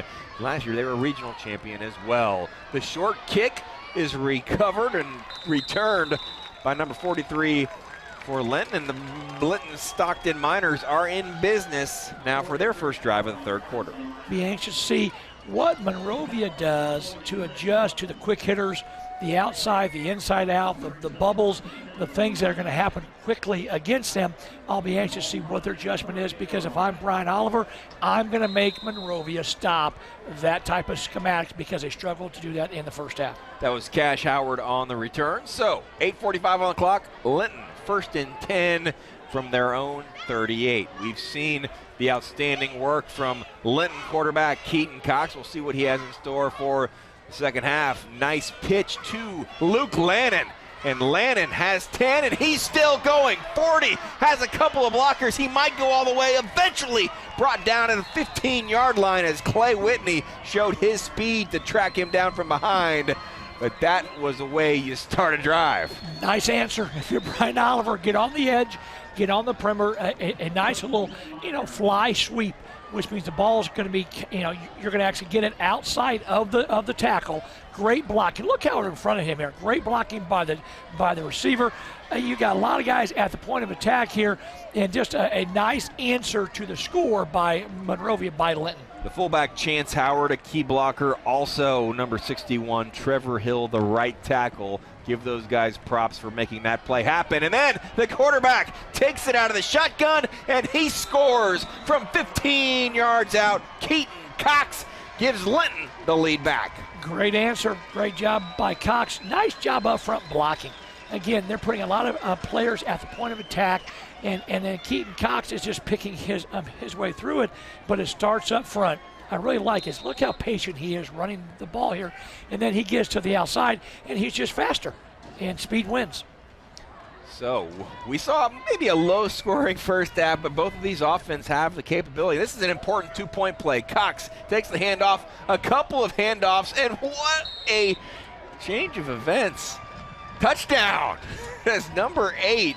Luke Lannon scores. So the ball was on the ground, but I'm not sure the Monrovia defenders knew who even had the ball. So Lannon dropped it, picked it up, and still walked into the end zone. Well, again, I like it. It's a double handoff.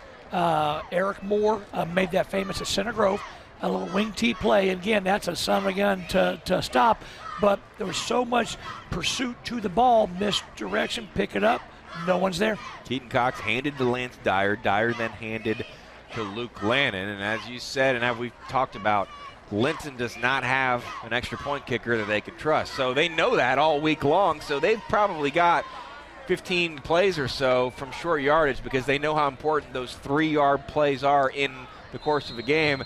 Their successful 2-point conversions are the reason they beat Sullivan, and that successful 2-point conversion is the reason this lead is now up to 7. 22-15, as you see. One final look. Great blocking. He could have dropped it again. Yes. He still got it into the end zone. I just like the answer of Linton. And again, Monrovia might be a little shocked here just because they came back and answered. Two good programs, two great coaches. All right, this kickoff is received by Trenton Englert. Trenton is right down about the 31-yard line, so now it is Monrovia's turn to answer, but it looks like a little bit of momentum there on the visiting sidelines. The Linton Stockton Miners losing all that experience, so many starters from a state championship team and moving up to 2A and playing a tough schedule. Guys in Linton, they love football. They grow up thinking about football, and there is no challenge too big for a Linton Miner. There's a hotbed of basketball in their area, but Linton is a football power. And they've done a nice job of developing that, and they're not going to quit. Coach Oliver has done a great job of establishing a program and building on the tradition there, and their kids are going to fight. Trenton Englert returned that kickoff for Monrovia, and he takes the handoff out of that fullback position, perhaps giving Gabe Milton just a little bit of a break on this drive. Picks up 2, 2nd and 8 from the 32-yard line. Tyler Paget is the receiver towards the bottom of the screen. Englert still in at that fullback position. Clay Whitney also in the backfield, and Whitney is who will get that straight ahead handoff, picking up a couple of yards. I think that Monrovia, hate to keep saying this, I think they may need to pass the ball a little bit. Well, I'll tell you what, Coach Hutchins believes in what he does. And he has a nice job of just understanding what he has to do to move the football. But I tell you what, I have just been impressed with the defensive front for Linton. They are holding up, and they're doing a great job, and they're actually moving the line scorers backwards a little bit. That was Levi Gerald's making that play, 6'2", 230, one of 3 starters returning from that state championship defense. Nifty maneuver from Clay Whitney, brought down about the 46-yard line. First down, Monrovia Bulldogs. A couple different ways to get to the edge here. Second man through. Again, that ball gets put in the first belly. It's hard for that defensive player not to bite on it. But great adjustment by Coach Hutchins about getting the ball out on the perimeter. Nice job. Keaton Cox, Chance Howard, Levi Gerald were the 3 returning starters, and we see what an impact they can make on this game. And Linton saying not anywhere on that play as the Miners stack up that Monrovia ball carrier. So it will be 2nd and 10. Clock ticking, about 6 minutes and 20 seconds remaining here in the third quarter. From Roy Hadley Field in Monrovia, before tonight's game, Coach, we looked at the clouds, said hopefully those rain clouds stay away. So far, so good. Just a great night for football, great crowd, really good football game here. Really happy that the weather is not having any kind of effect on the game itself. Trenton Englert, number 37, still in the backfield as the fullback. He is the first man through, does not get it. The handoff went to the freshman Corbin Paget, but he is stacked up and quickly brought down. What I like is Linton has kind of adjusted to that second man through. You talked about earlier, JJ, that we're probably going to have to see a little more of the pass. But again, I like the idea that Linton is really adjusted to that bread and butter second man through of Monrovia. Would not be surprised if we see some kind of play action pass, a post, some type of route here. Just because of the fact it is 3rd and 9. 4-4 defense, a couple of linebackers, Chance Howard and Luke Lannon were making key plays on that stop. Now 3rd and 11, and Jelly drops back to pass, fires a bullet to Tyler Paget. Looked like it could have been caught for the first down, but unable to be brought in, and so now Coach Hutchins will have a decision to make on 4th and 8. I'll tell you what, I like the play call. Great throw. Like to see you make that catch there. Hate to see another little injury here for Monrovia, but great tempo, hits him right in the hands. You got to make that. He hyperextended his knee. If you watch that here, he plants, and the knee kind of buckles a little bit here when he was trying to slow down. I think he was upset with himself for dropping the pass. And that's really pretty good coverage by number 5, Lance Dyer. And that's one of the most difficult positions in a game like this as a defensive back against a team that's primarily a running team, is sometimes they can lull you to sleep a little bit. But he was ready. Now, granted, that was a 3rd and 10 play, so if you're ever going to be ready, that's a prime pass situation. But he was right there, and that throw was about right there on the money, but Lance Dyer just made the best play on the play. Well, I'll tell you what, I love Connor Jelly. I love the way he throws the football. I like, in general, the tempo of things here. I'll tell you what, the Monrovia program is going to get tested here tonight. Not what's on the field, but what's off. You've got your second player that's been escorted off of the field here. That mentally starts playing with you a little bit. But Coach Hutchins, again, has been through this. He understands it. I love his mind. And so this is going to be a big 4th and 8 play here. Tyler Paget is now being looked at by the training staff. Paget, the 5'10", 160-pound senior, being looked at that knee. And so Monrovia will, in fact, decide to punt this one on 4th and 8, their 3rd punt of the game. Very nearly blocked. It was not deflected, though. And I believe we're going to have a running into the kicker penalty. Yeah, it should be just a 5-yard penalty. The punter needs to do a little better job of acting on that, because when you can't get hit. If he falls backward, he could have got roughing. Exactly, and it's one of those things, again, that I'm not sure it'll be a first down. They did call the personal foul. And I think probably because he hit his foot. And I think anytime that you have a punter in that type of position, they really want to protect them. Yeah, when you hit them low like that, the punter is susceptible to injury. Your punter was Jacob Smith, and he does enough to get that first down penalty. So I think Coach Hutchins maybe debated for a second to go for it, but it ends up working perfectly. Monrovia now with a first down in Linton, Miner territory. And again, I like the decision. It was the correct way to let your defense, who will be fresh now, to get on the field. An unfortunate break for Linton. Now let's see if Monrovia can take advantage of it. Brian Cox, the receiver at the bottom of the screen. Lance Dyer in coverage. Jelly will fake the handoff. Throw deep to Cox. He had a step on the defender, just unable to connect. I'll tell you what, again, I like the play call. I like the fact because, again, you're now taking the secondary run support out of the play. He now, for the next 2 or 3 plays or even a series, is going to be trying to bail out of there. Again, nice tempo on it, just overshot his receiver. With the formations Monrovia is playing with, when Jelly does drop back to pass, you kind of know where he's going. That's something maybe we'll see with the injuries they're having. You see some other formations in the coming weeks, but that handoff does go to Englert, the fullback, and so we are not aware of the full injury situation, but not seeing Gabe Milton, number 39, in that backfield for the second straight possession is also a little bit worrisome. I'll tell you what, again, things happen. Again, I like the approach that Kevin Hutchins has taken here, but it is, you're a starter for a reason, and he's a backup for a reason. And anytime you've got a situation where you're playing your backup kids, not that they aren't ready to go, but they're backups for a reason. So 2 of that very talented veteran backfield not playing at the moment. Gabe Milton is standing on the sidelines near midfield, and then you've got Dalton Smith, who we saw leave the game earlier, and then you saw Tyler Padgett leave due to an injury as well. So Monrovia will try to persevere. 4th down now and about 5. We just saw a successful 4th down conversion, not by design, but this time they definitely will go for it. Connor Jelly getting the play brought in, and this becomes an important play in this game.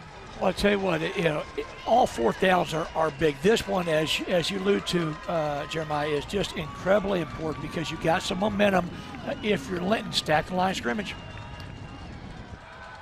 He will give the handoff to Clay Whitney. The Miners not surprised in the least. Number 72 with the tackle for Linton. That is Ben Burris. He was not alone, but he made what looked like the first contact. Ben Burris actually on the weak side. There he is. And that's one of those plays, you do the pursuit drill. I think that's probably one of the first football drills I ever did, and that paid off on a play like that. I'll tell you what, you have different ways of getting guys to the ball. That pursuit drill, as you allude to, is something that's unbelievably important and something that, as you said, definitely paid off there for Linton. So Linton takes over 1st and 10 from the 33 with already a 7-point lead, trying to tack on maybe another touchdown. A 2-touchdown lead would be big. Luke Lannon took that one on 1st down and 10. I'll tell you what, this is a huge defensive stand and series for Monrovia. They've got to, get Linton off the field offensively here, gain the momentum to be able to come back and respond with some of their better players on the sideline. 2:36, clock is ticking. Lannon, once again, this time will take the pitch, and what an outstanding play by the Monrovia linebacker, Mark Branchow. I'll tell you what, I loved his lateral pursuit there. Mark did a great job, really was step for step with the running back here, and I love how he finishes the play. Nice job. It's actually Mark Branshaw, and as I look down, he's lining up at defensive end, but that is basically how, if you put a textbook play for how a defensive end should maybe read the play, then go down and make the play. Mark Branshaw, 5'10", 235-pound junior, now sets up a 3rd and 13 for the Miners. And there's that quarterback for Linton making something happen. And he gets down into Monrovia territory. Keaton Cox, the player to watch when this game started, and he's showing that was prophetic. their do it all, do everything, Superman, Keaton Cox is really doing a nice job. Again, Monrovia's got a great schematic plan there. Just got to break down and make the play. Keaton Cox makes the defender miss, picks up a first down, and then some. And that was a 3rd down and 13 play.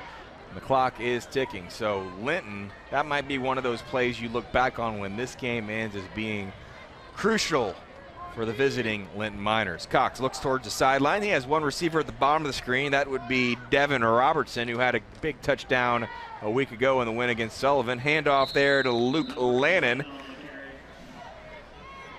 What I like right now, Jeremiah, is the clock is running. If you're Linton, you're going to get into the 4th quarter with a lead.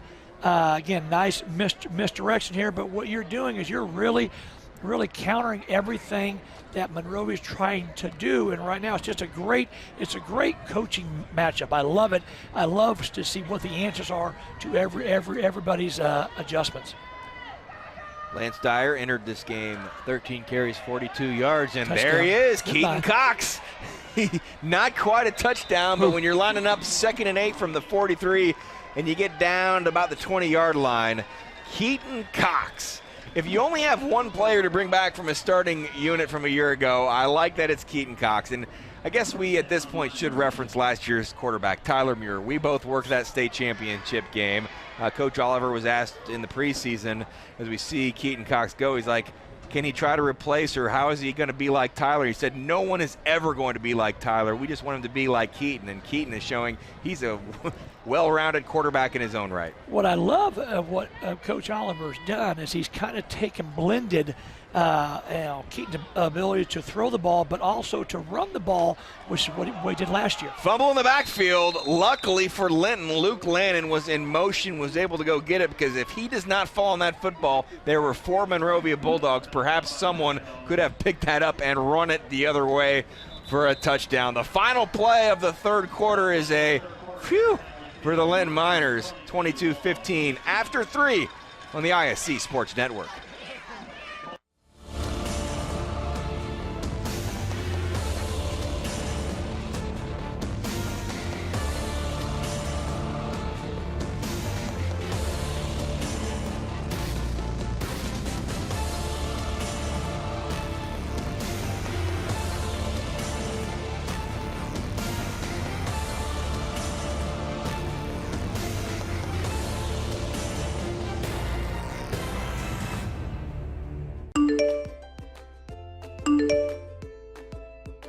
Not getting their messages? Have no fear. Endeavor is here with eWireless. Endeavor Communications combines the nation's largest 4G LTE network with friendly hometown service, so you'll always be connected to your kids. We also provide internet, television, security, and telephone services with outstanding local support. Give us a call or visit weendeavor.com to see if you're in our service area. Endeavor Communications. Technology for real people. Help your loved one live independently with Endeavor Medical Alert. Contact your loved one or call emergency help 24/7 through the wireless 2-way voice pendant. The system is easy to use and works with your landline telephone, 1-800-922-6677.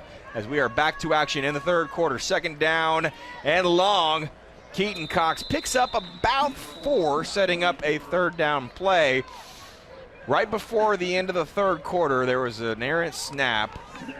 Almost a crucial turnover for Linton.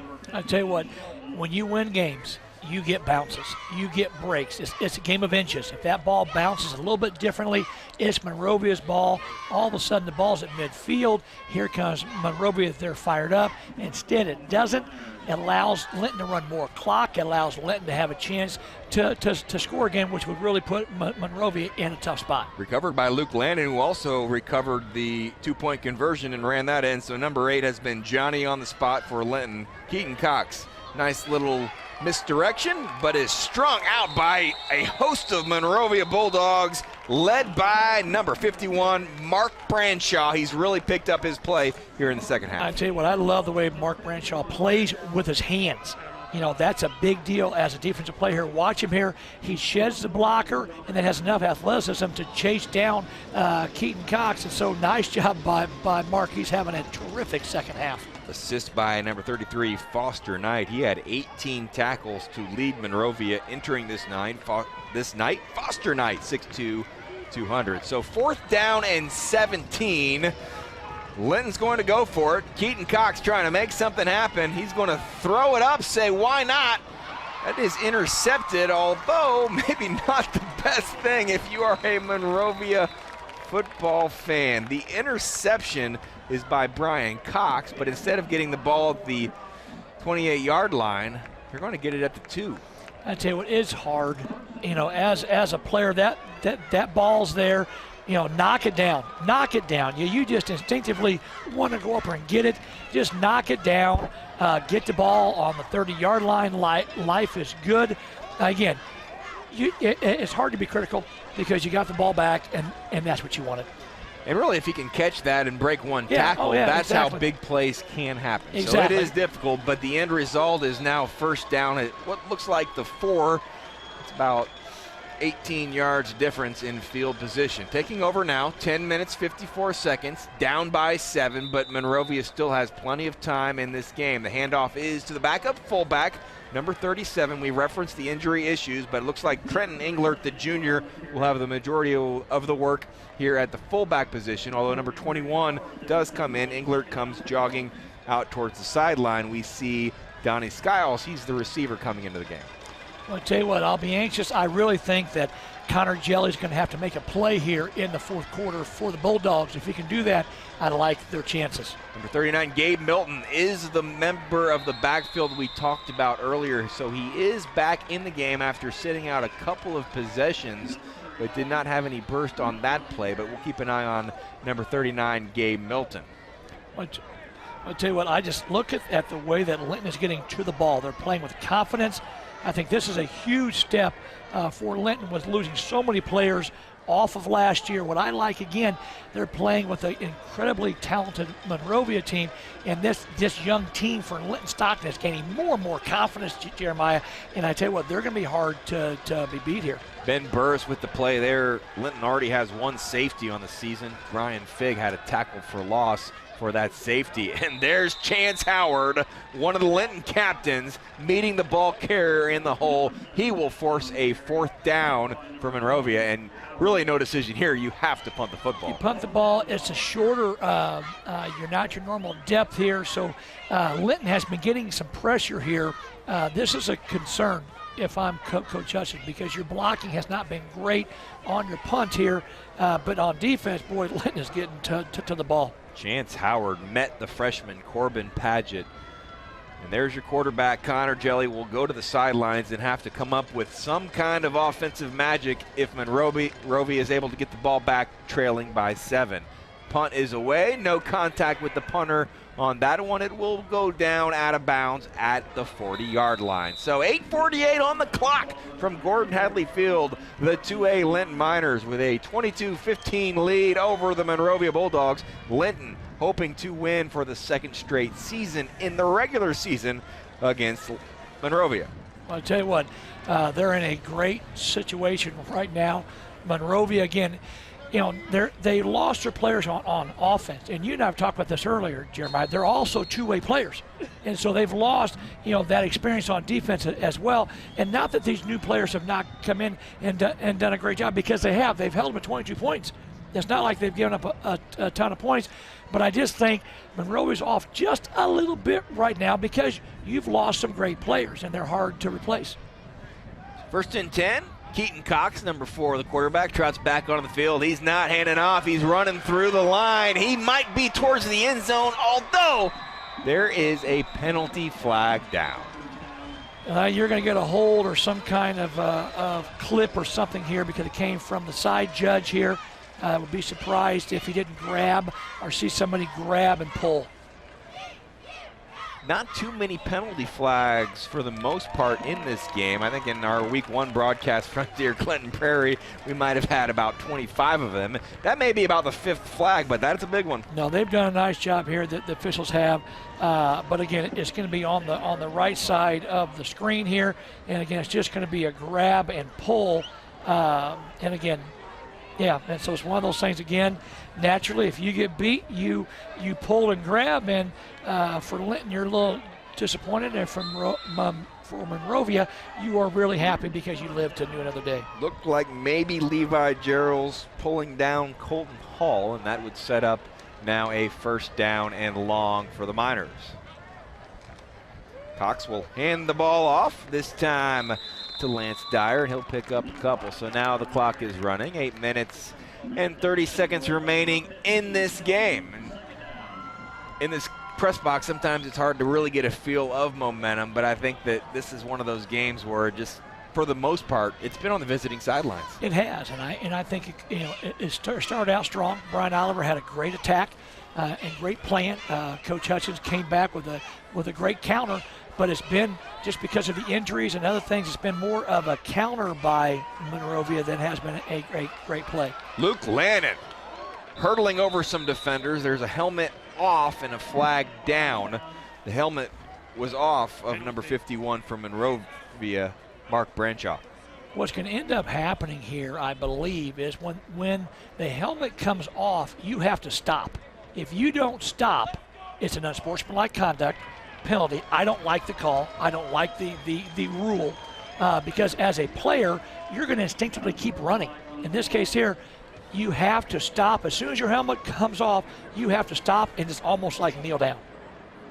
And it's just something that, again, as a young man, I understand it's a safety. But he didn't even make contact with anyone. I know, but it doesn't matter. You cannot, you don't do anything. And it's for the safety, and I agree with that, but I just don't think it's an unsportsmanlike 15-yard penalty. First down, all of a sudden, it changes the whole complexity of this drive. Absolutely. Now, first down and 10 from the 20. Positive from Monrovia, Linton does not really have a kicker they trust, so it's either touchdown or nothing, because at this point an extra score would be huge. I could not agree more, Jeremiah, and I think, again, the biggest opponent that Monrovia has right now is the clock.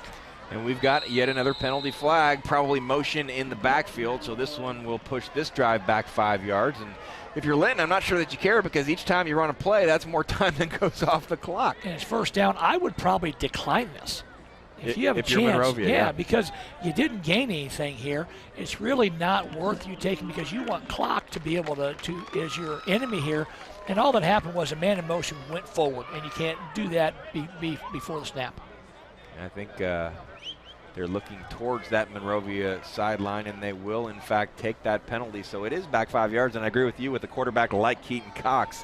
5 yards is nothing. I'd rather have one less down to have to try to worry about stopping him. Yeah, you want the clock to be able to get the ball back sooner, so you want to have another down here. But yards are important here, and so, again, you can go either way. But, again, it's one of those things now. You just need the ball back if you're Monrovia. Cox will take this one out of the shotgun, has his fullback Chance Howard beside him. He's primarily a blocker. That's what he is on this play. Chance Howard helping lead some holes open, and I guess this was the broadcaster jinx when I referenced that there have not too Jeremiah. many flags called, because I think we've had him 5 straight plays. Yeah, you're going to get a grab here or a hold. It's either a face mask or it's going to be a holding call, and I think it may be a face mask on Monrovia. Again, all they're trying to do is tackle the ball. They just tackled him up high. And when that happens, you grab the face mask. It's a 5-yard penalty. But, Jeremiah, if you can just be quiet about the penalties from now on. It was going very smoothly until you talked about that. It is a cool night, but we do have guys playing both ways. And so are you seeing guys just getting tired here in the fourth quarter? I think so. And I think anytime you've got 8 or 9 guys going both ways, it does tend to wear on you a little bit. But now, again, Linton, unless they turn the ball over, is in a great position. Keaton Cox, the quarterback, looking towards the sideline. This game a little bit similar to that state championship game. They trailed Pioneer by 1 early in the fourth quarter, scored the final 15. This game late in the third quarter was tied, and perhaps Linton about to score its second straight touchdown as Linton, your 2016 Class A state champions. Keaton Cox saying we're back for more in 2017, and the officials say we've got more yellow flags. Well, I tell you what, it's also a situation where the quarterback is not going where the hole is designed. If you watch the replay here, you're going to see Keaton Cox kind cut back and twist and shout and cut back. He's supposed to go outside. Well, when he goes back inside, the defender moves, so you grab him. And so that's as much on the play breakdown as it actually is the player. I'm having a hard time keeping track of how this drive has gone because most of the yards have been through penalties, not through actually yards gained. So the yard markers are going to say still first down because we've had 3 straight penalties. Correct? And the clock keeps running. The clock does and keep so running. You got down and clock here. Both are working against Monrovia. But again, you'll take the fact that they moved him back a little bit. Yeah. Linton doesn't huddle, but they don't always snap it that quickly. That time the pitch goes to Luke Lannon. He goes down inbounds, and we do have a penalty flag. Well, you can't react like the second guy gets caught. I think probably there's a little extracurricular on Monrovia's side, and then Linton player punched back. This could be an ejection. It could be, so watch the tail end of the play here. You can't do this here. He gets hit underneath the chin. He's a little upset about that, and you can't. Hopefully that was just a push. It was not a punch, and they don't get ejected because that's something that would cost them for next week. So that was Luke Lannon, and definitely looked like something happened at the bottom of that pile or as he was down that he did not like, and then he went and retaliated. But it is the second man who's always the one that gets caught, so the play will count. It's a dead ball, 15-yard personal foul penalty. It is not an ejection as Luke Lannon is still on the field. The chain gang guys, I'm a little confused as to what down it is and how everything has been going, but the guys on the 1st and 10 chains, they haven't had to move at all, but it is officially 2nd down and 30 from the 40. Well, I tell you what, as a coach, that's really a frustrating play. Keep your composure.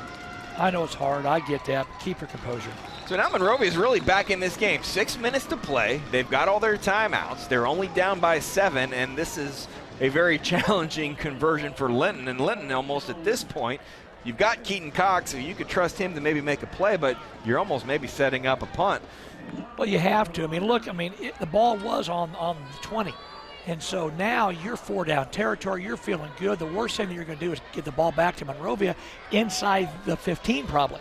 Now you're going to have to punt the ball and rely on your kicker probably if you don't convert this 3rd down. Now a lot of bad things can happen if you're Linton. And I know Coach Oliver right now can't be real happy. So 3rd down and 29. Cox rolled left, throws, picked off, and that time it's a play you like to see from Brian Cox as he caught it and is tackled at about the 50-yard line. So Brian Cox had the interception at about the 3-yard line. You say maybe knock it down. In that situation, in that case, you get the interception, and then he was off to the races. And we have a whole new ball game here. Great job. Again, I just like the instincts. Don't question the play call at all. But Cox gets hit as he throws it. Ball becomes a kind of a wounded duck. And again, I thought he was gone. A great job by Keaton Cox getting up and making the tackle here on what is definitely a game changer. Number 4 intercepted by number 4, then number 4 makes the tackle. That reminded me of that play late 2nd quarter when Keaton Cox was almost intercepted. When he rolled left, throws right, and that was intercepted. So now Monrovia in business as their quarterback Connor Jelly will pitch it to Clay Whitney, but that Linton Minor defense was there to make the tackle. Monrovia may have to go into their bag of tricks just a little bit because the simple plays that they're used to running, their bread and butter plays, are being stopped a lot by Linton. Well, I'll tell you what, I give both teams credit. They both have kind of stayed true to who they are. And even with Linton having new players, they've done on both sides. Monrovia, even with the injured players or their key stars out, they still have stayed true to what they do, and that's credit to both coaches. Brian Cox, after the interception, is the receiver at the top of your screen. Handoff to Clay Whitney. Whitney on 2nd and 10 is going to pick up about 4. 4 minutes and 30 seconds remaining in this small school showdown at Monrovia. The Bulldogs trailing by 7. Linton leads it 22-15. Well, the biggest thing that Coach Hutchins has to try to figure out is how can he make chunk plays, chunk yard plays. Right now, he's getting the 2 and 3 yard gain, but at some point he needs the 15, 20 yard gain, which is what is hurt by not having Dalton Smith playing. Donnie Skiles, the receiver, in at the top of your screen. Connor Jelly, the quarterback, under center. Hands off to the fullback. That's Gabe Milton. And Milton running hard, picks up about 4, setting up 4th and what looks like 2. One of those offensive linemen so vital to the Monrovia success, number 65, Hank Jones, was a little bit slow to get up on that play as he was hit a little bit from behind, actually, by his own teammate once again. Big 4th and 2 play here. Looking forward to seeing what the answer is on both sides. You got Milton and Whitney in the backfield. Jelly, the quarterback, hands off to the fullback, Milton. He was looking for room. It looks like he does get enough for that first down. Nice play call. Again, I like the idea of a quick hitter right off tackle here. Great call by Coach Hutchins here. Look at this real quick hitter here. And again, Clay's able to drag the defender for what looks like a first down. They took about 3 looks at it, and the officials were just not sure. And in this type of game, this is such a key play. You want to be sure, so the chains will come out and they will measure. Once again, it was 4th and 2. It appeared to be initially, by my eyes, that he got the first down, but it's going to be pretty close. I'm not sure he has it. I'm looking at where the chains were on the 48, but I'm just not sure. All right, we'll see the stretch, and he did get it by the length of the football. Wow. Either way, Monrovia did have 3 timeouts. If they would have been stopped, they could have stopped the Miners and gotten the ball back, but this is certainly ideal as now you trail by 7. You're in Linton Miner territory, and really you have no need to hurry at this point. No, again, the clock is not a factor yet. Again, you're going to, get a little more diverse with trying to get the ball to the outside, I think.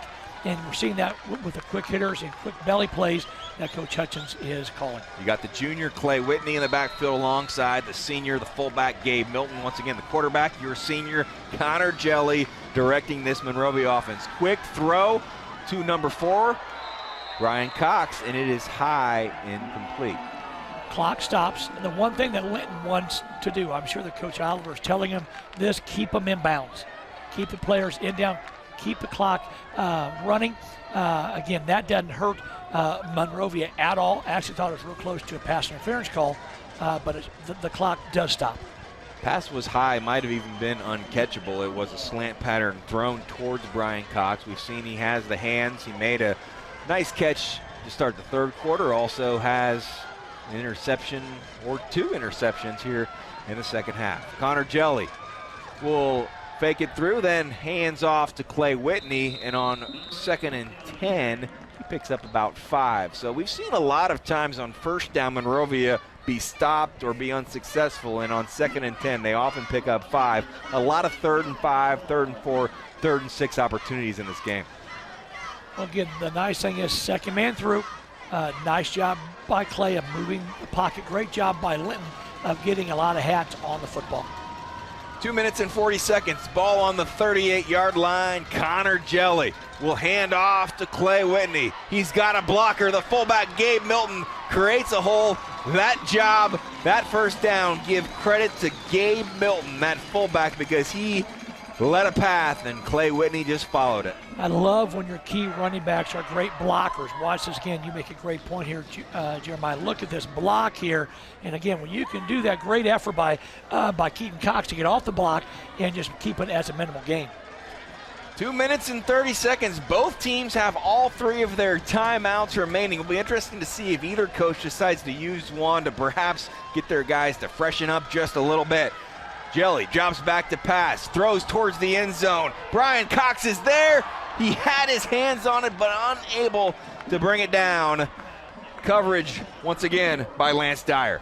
Great play call, double move, a hitch and go.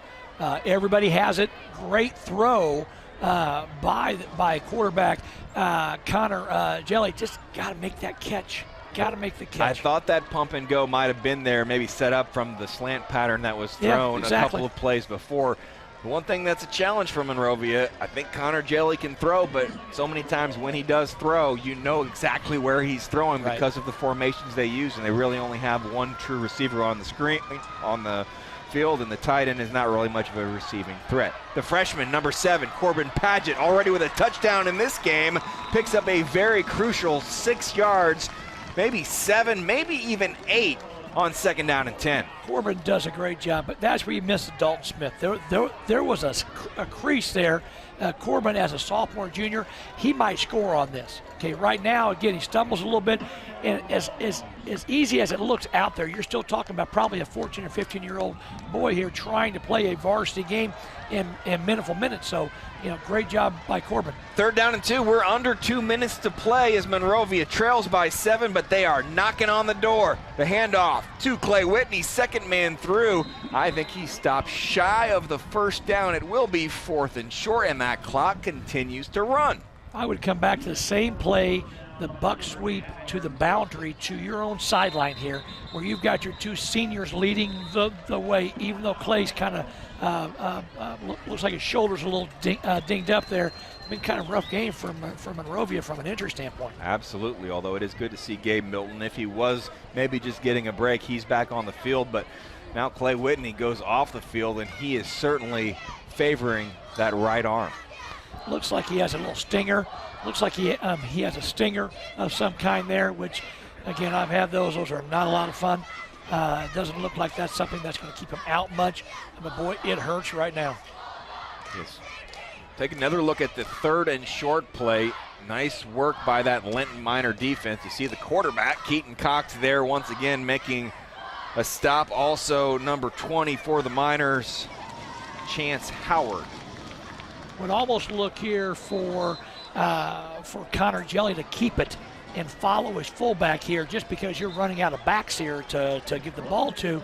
And I want to make sure, again, the 2nd man through or the buck sweep has really worked out well for Monrovia here in the 2nd half. And you basically got 2 fullbacks now in the backfield, Milton and Englert. It did work for Connor Jelly in short yardage, had a touchdown run earlier. What is the play here on 4th down and 2? Jelly with those fullbacks behind him. He'll hand off to Milton, and Milton with a full head of steam finds the 1st down. And so now with 1:25 to play, Linton, interestingly, do they want to let this clock keep running? But you just worry about playing defense, but you hate for them to score with no time left. I would say at this point, because Monrovia has kicked the extra point, I would say they're fine with going to overtime, because you're going to put the onus back on Monrovia if they want to go for the win. I'm pretty happy to letting the clock run. 1:25 on the clock. 1st and 10 from the 17, and now the officials wave this one dead. Looks like perhaps somebody is calling a timeout. The officiating crew is talking to the Monrovia coaching staff. Now, Brian Oliver has got the white hat. I think he's mad because start the daggone clock. The official didn't start it. They've lost. The clock should be probably at right about a minute, and it's 1:25 at this point. All right, the Linton defenders pointing over towards their fans. They want a little bit of a boost from the crowd who traveled from Greene County to come to this one, and we've got a penalty flag. Left guard jumps for Monrovia. So now there's 1:18 on the clock, and I'm with you. There's still now 23 yards away. Don't worry about leaving time on the clock. Just worry about making the stop. At this point, I mean, again, you're still up. They have to score a touchdown, and they being Monrovia. And so at this point, you don't change anything. I might, as 1st and 15, you might look at a play action pass here. But again, go with what's got you here, and that's going to be on the outside. All right, so 1:13 clock is running. 1st and 15. Handoff to Clay Whitney, who is back on the field after leaving on that 4th down play. Look at him go, picking up probably 8 on 1st and 15. And the clock still runs now, under a minute to play. Monrovia needs to pick up the pace just a little bit. It does not seem, they don't need to be in too big of a hurry, but the clock is running. You see the replay now. 2nd down and 8. Monrovia, 43 seconds on the clock. Handoff goes once again to Whitney. Now you might need a timeout if you're the Bulldogs. They called one earlier. and they finally do get that clock stopped. Looks like they wanted to call it earlier. They're looking up, trying to get maybe 3 or 4 more seconds on the clock. So 35 seconds on the clock. Courageous effort by Whitney, who was out and then came back in and is still favoring that arm. I tell you what, I've had both my shoulders are AC separated. That's what that looks like, an AC joint type of injury there. It's just painful. It's not going to hurt him. He'll be, as he gets older, will. But right now, he's going to be fine. I give him, you talk about Jeremiah, some courageous efforts here. I just give the young man a lot of credit. 38.2 seconds on the clock. What a game we are seeing, Coach Schaub. We knew it would be close, and Linton has the experience playing in these close games. The first week, they lost by 1. They won by 2 against arch rival Sullivan in week 2. 17-16 was the loss to Southridge in week 1. This is a team for so many years, when they did not have a schedule as beefed up as this, they would win so many games in runaway fashion. I credit the Linton Miners for picking up the schedule, challenging themselves. These close games will help them no matter what happens tonight down the road. Well, what I like even, and great point there, Jeremiah, but Monrovia going through all this adversity, losing all their 2 or 3 big starters, and they're fighting for a chance to win the game. Again, a credit to both coaches and both programs. 3rd and 5, Connor Jelly will look back to pass, trying to see if there's anyone open, and he's brought down in the backfield. The Linton Miners sacking the quarterback. Now 4th down, and it looks like Monrovia will have to use yet another timeout, although the clock is not running. No, they called timeout right away. Called. Right away here. Again, I like the play call. It's one of the things, again, the biggest issue is the timing is just off, just mainly because of the fact I think that we've got some injuries here that are causing him not to be able to play. Yeah, definitely Clay Whitney, a little bit of miscommunication in the backfield, and the Linton Miners took advantage. A crucial sack now, 32.5 seconds on the clock. It is 4th down and 19. If you're Monrovia, you've almost, at this point, you're on the 16. You can obviously still get a first down, but if you get that first down, you don't have any timeouts left or much time. You're almost going towards the end zone on this play. I'll tell you what, I would come back to the corner route by 22, Austin Cravens. It was there a couple times. They've just barely missed it on the timing of it, because the problem is the ball's on the right hash. You got a right-handed quarterback. You don't want to roll him out too much to the left, just as you being your past experience as a quarterback. It's hard to throw running to your left here.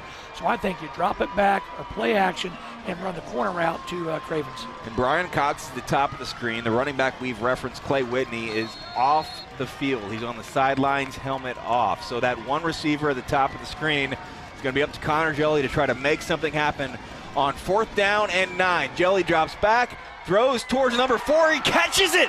Brian Cox just shy of the end zone. They're going to say he's down at the 1-yard line. So clock stops as the chains will reset. It'll be 1st down and goal from the 2. Remember, Monrovia does not have any timeouts left. 27.9 on the clock, and Jelly will snap it and spike it to stop the clock. What a play, what a catch by Brian Cox when you know he's the guy that's going to get that pass. Tell you what, I love the play call, love the throw, great catch, way to go down and get the ball. Thought he actually might have scored. So close to the end zone. Hey, I don't know if the ball was ever there, but his knees looked like they were in the end zone as well. I tell you what, as you talked about a little bit ago, what a great game. Both teams are battling, great momentum.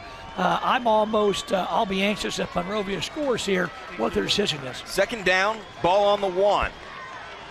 No more timeouts for Monrovia. Ball is down in the backfield, and Linton recovers for the 2nd straight week with under a minute to play. The Linton Miners force a fumble and win the football game, provided they can down it here with 23 seconds remaining. Linton shot the gap. Great call by Brian Oliver. The timing just wasn't right there. Again, you're looking at Connor Jelly doesn't get the ball into the fullback's belly, and you're looking at a fumble. You watch here, again, he just gets hit. What a play by number 72 for Linton. That's Ben Burris. Yeah, that's. I'm not sure that was. Yeah, that was a play. I'll be anxious to see what happens here. The defender just jumps over the pile, which really is illegal. I'm not sure that you call that, but you cannot leap over a player And I think Kevin will see that tomorrow and understand what should have been called. Wow, so that's number 20, Chance Howard. Give him credit for making a play, and at that point, why not? Try for something, although I think he just really... He shot the gap probably more than anything else. Yeah, probably. So. I don't think you could call that one. Looked like the gap was right there. Chance Howard into the backfield. Yeah. Fumbled before the handoff could even be executed, and then it's recovered by number 8 for Linton, Luke Lannon. What an outstanding play by the Linton Miners. That was 2nd and goal from the 1. I was already thinking, what will Monrovia do if they score? Will they potentially go for 2? Unbelievable finish to this outstanding high school football game. Again, it wasn't Connor Jelly's fault. He got his arm pulled. Again, he's expecting everybody to get blocked there, but just a great call, great game. And our hats off to Linton. Now Linton just had to snap this and then go down and then watch that clock expire. Monrovia, no more timeouts. And for the 2nd straight year, the Linton Miners beat the Monrovia Bulldogs. It was 24-21 a year ago at Linton. Tonight, 22-15. Linton improves to 2-1. A hard luck, heartbreaking loss for Monrovia, especially when you consider the injuries they've suffered. I tell you what, I take my hat off to Coach Hutchins and his players. They fought back through a lot of adversity, a lot of injuries. To be that close and then to come up that short is really something that is painful for Monrovia. But as we talked about, Brian Oliver, what a great game plan.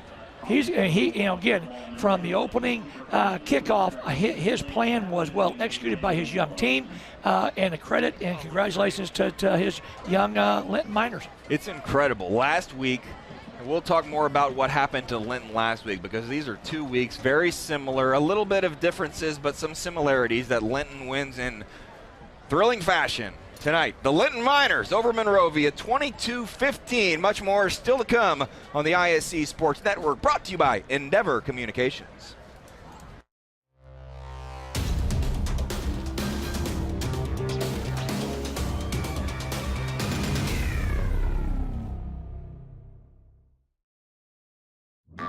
Food, shelter, fast Wi-Fi. It's all we really need. Good thing Endeavor has the fast, reliable internet it takes to power all the Wi-Fi hungry gadgets in your home. All at once. With speeds up to 10 gig, get smooth HD streaming video, gaming, music, and surfing, all with no waiting, no buffering, no kidding. Call or click WeEndeavor.com and upgrade to Indiana's fastest internet today. There's no cost for imagination, no charge for dreams, no limit to what we can accomplish together. It takes grit, determination, but mostly it takes you. They are your ideas, your visions. We're here to help.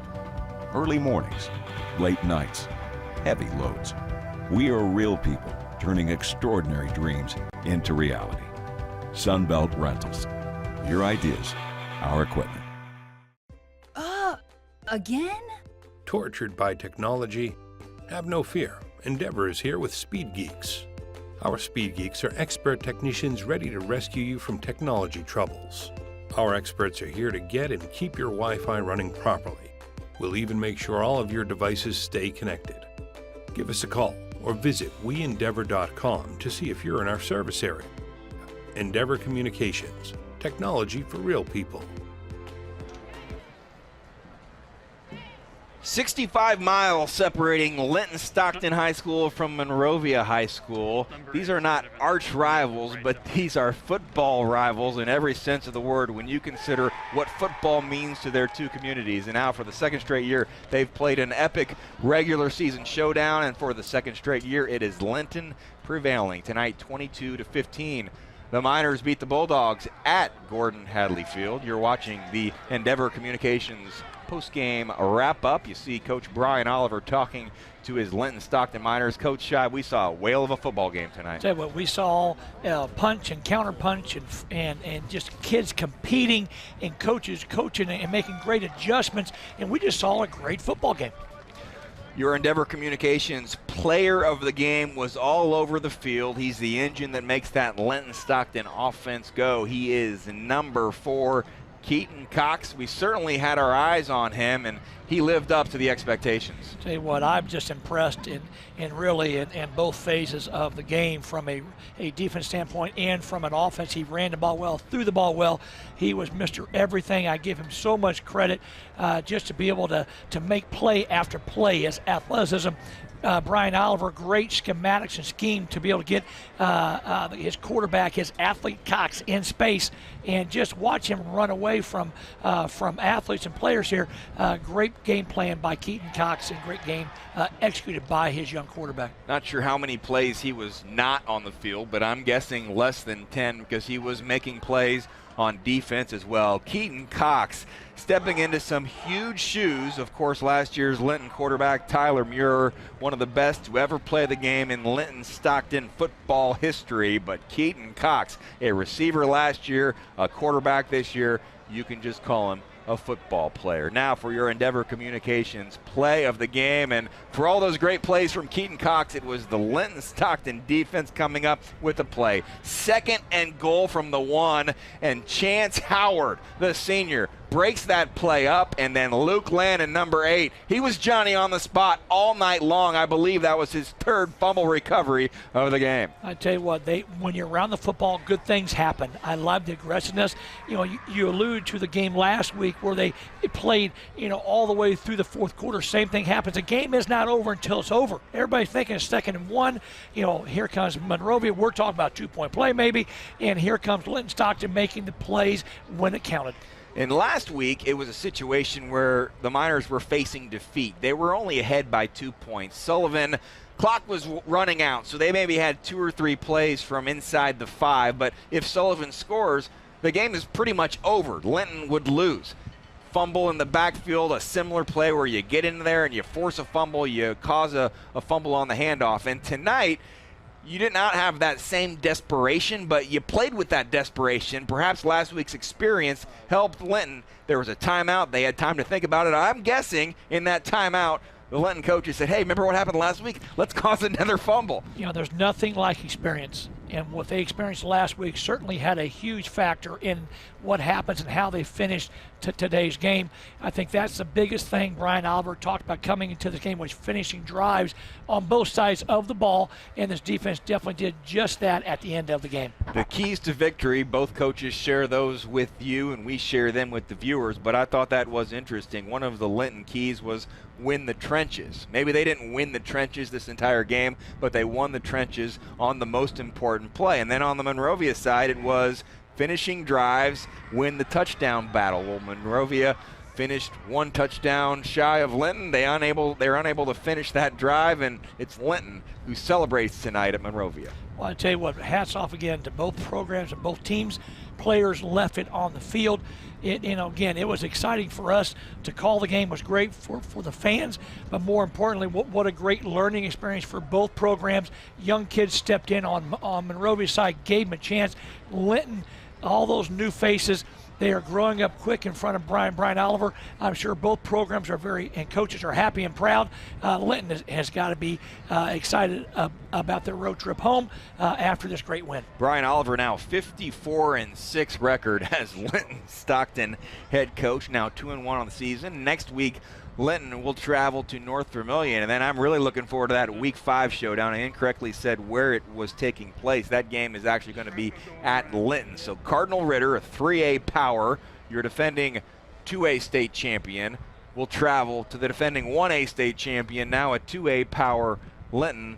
2 schools with quite a bit of previous postseason history. As for the Monrovia side, really a heartbreaking night. So many different things did not go their way. They showed some perseverance. You see somebody like Connor Jelly who can kind of lead this team despite some of the issues that they're going through, but it's a tough loss for Monrovia. Well, I tell you what, Coach Hutchins has been through a lot. He's one of the best young coaches in the state. He'll assess the injuries. He'll have a great game plan. His kids will respond and play well. If you're Brian Oliver, again, you're watching your young kids grow up in front of you from an experience standpoint. They will look forward to that game with Ritter in the middle of the season. But what a fantastic night. Jeremiah, great work with you again. Just had an awesome experience. What a great game. Awesome night of high school football, thanks to our director, Greg Mash, and all of the outstanding folks on the MTC Sports production crew really enjoyed this broadcast. We hope you did as well. It was an honor to be here, and we saw an outstanding football game. Two schools I have a feeling you might be seeing play into November. Once again, I'm Jeremiah Johnson. We thank you for joining us on the Endeavor Communications post-game wrap-up. Our final score from Gordon Hedley Field: the Linton Stockton Miners 22, the Monrovia Bulldogs 15. You're watching the ISC Sports Network.